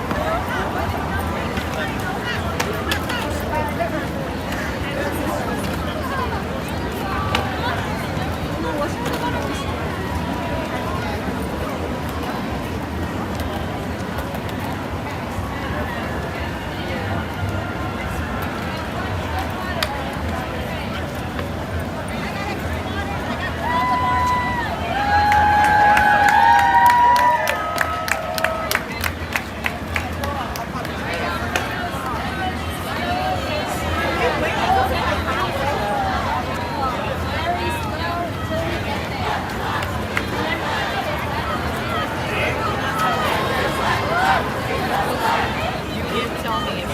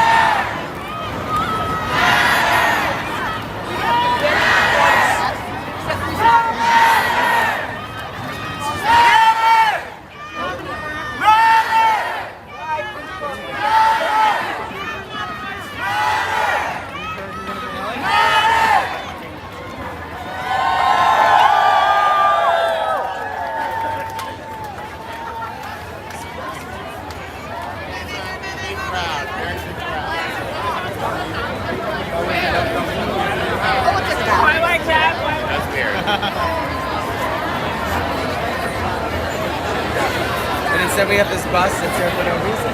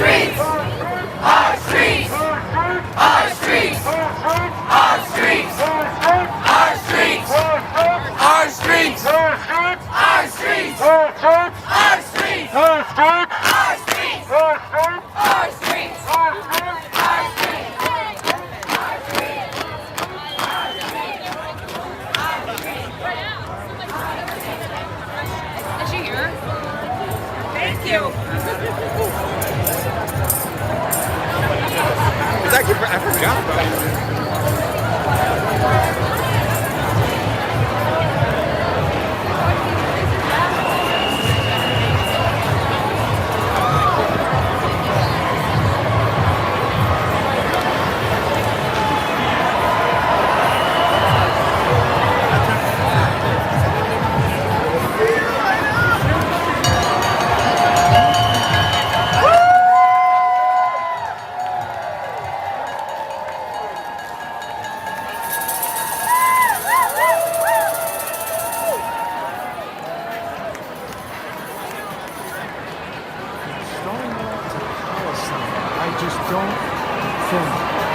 People holding that sign and have any idea how opposed to one another those two movements are, or at least one of them is to the other.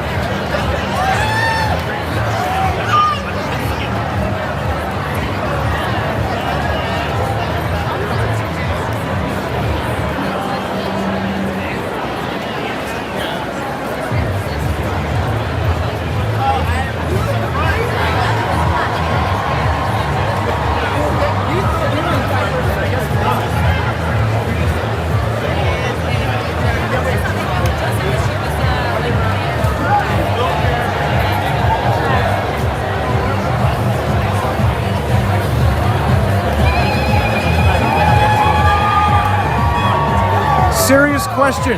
Don't they kill gay people in Palestine? Is that a serious question? It is. I'm asking. That's what I understood. I'm not going to be baited into this. I'm asking a serious question. That's my understanding. Why? How am I wrong? Does the Israeli state kill gay people in Palestine? I'm sure they do. Well, that's not what I understood. But anyway, I'm glad you're willing to not engage in conversation.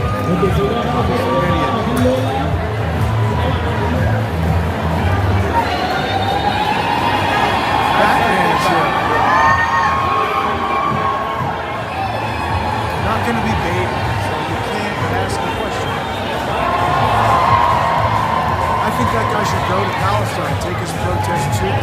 and see what the religious leaders there think about him.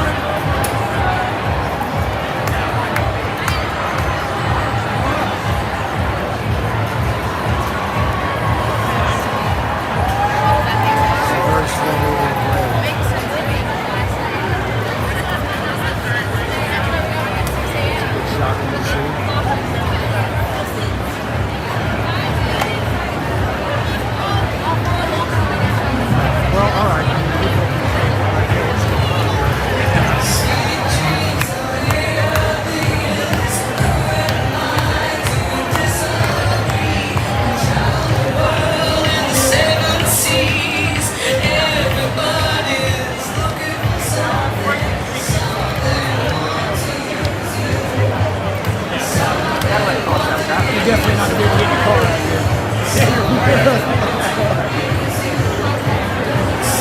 Flags and bandana, flags and bandana.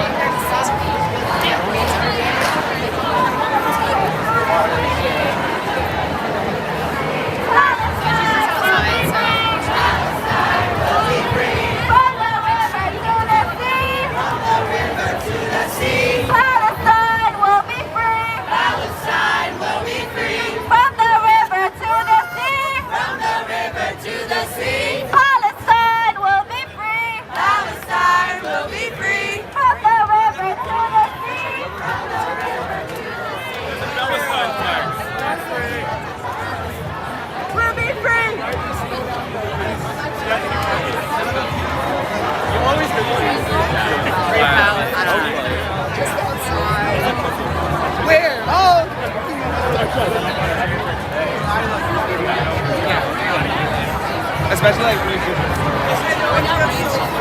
Hell yeah. They're keeping out free meat at the end of the market. What?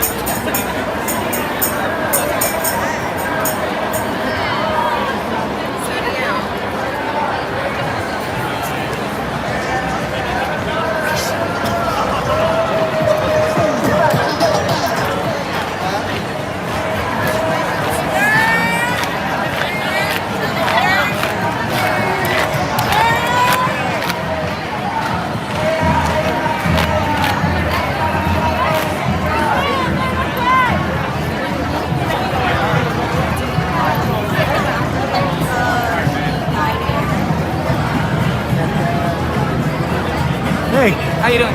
Good, good, good.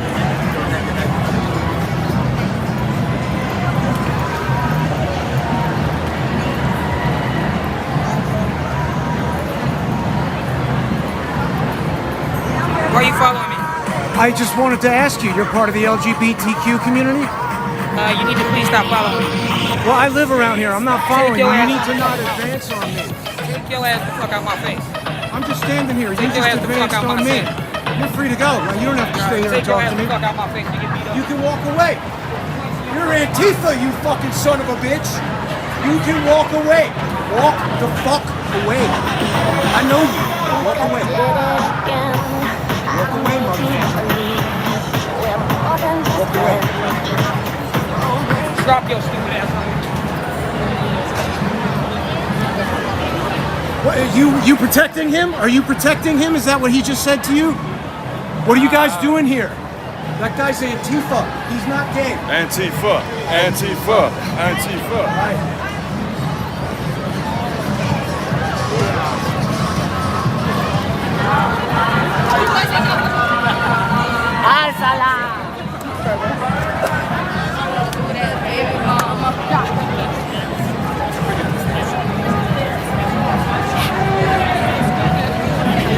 I don't mind talking Chinese, sorry. There we go. We got what we needed. I recognize that little angry midget, that little bastard. He's a troublemaker. This whole parade has been infiltrated by the same kind of troublemakers who infiltrated on January 6th. How you doing?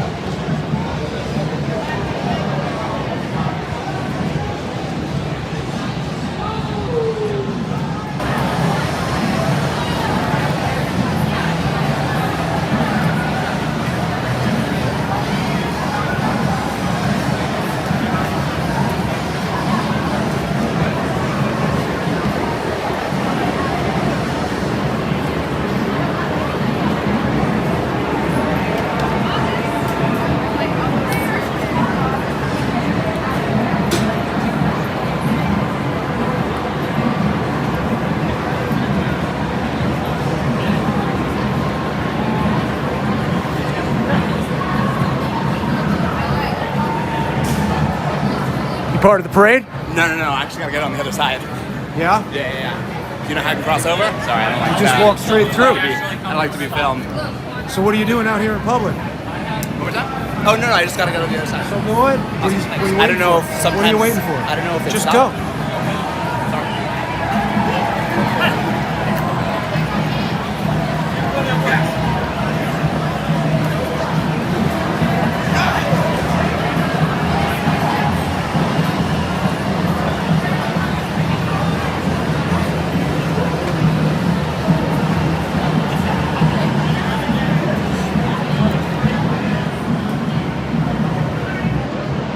Something very not good going on.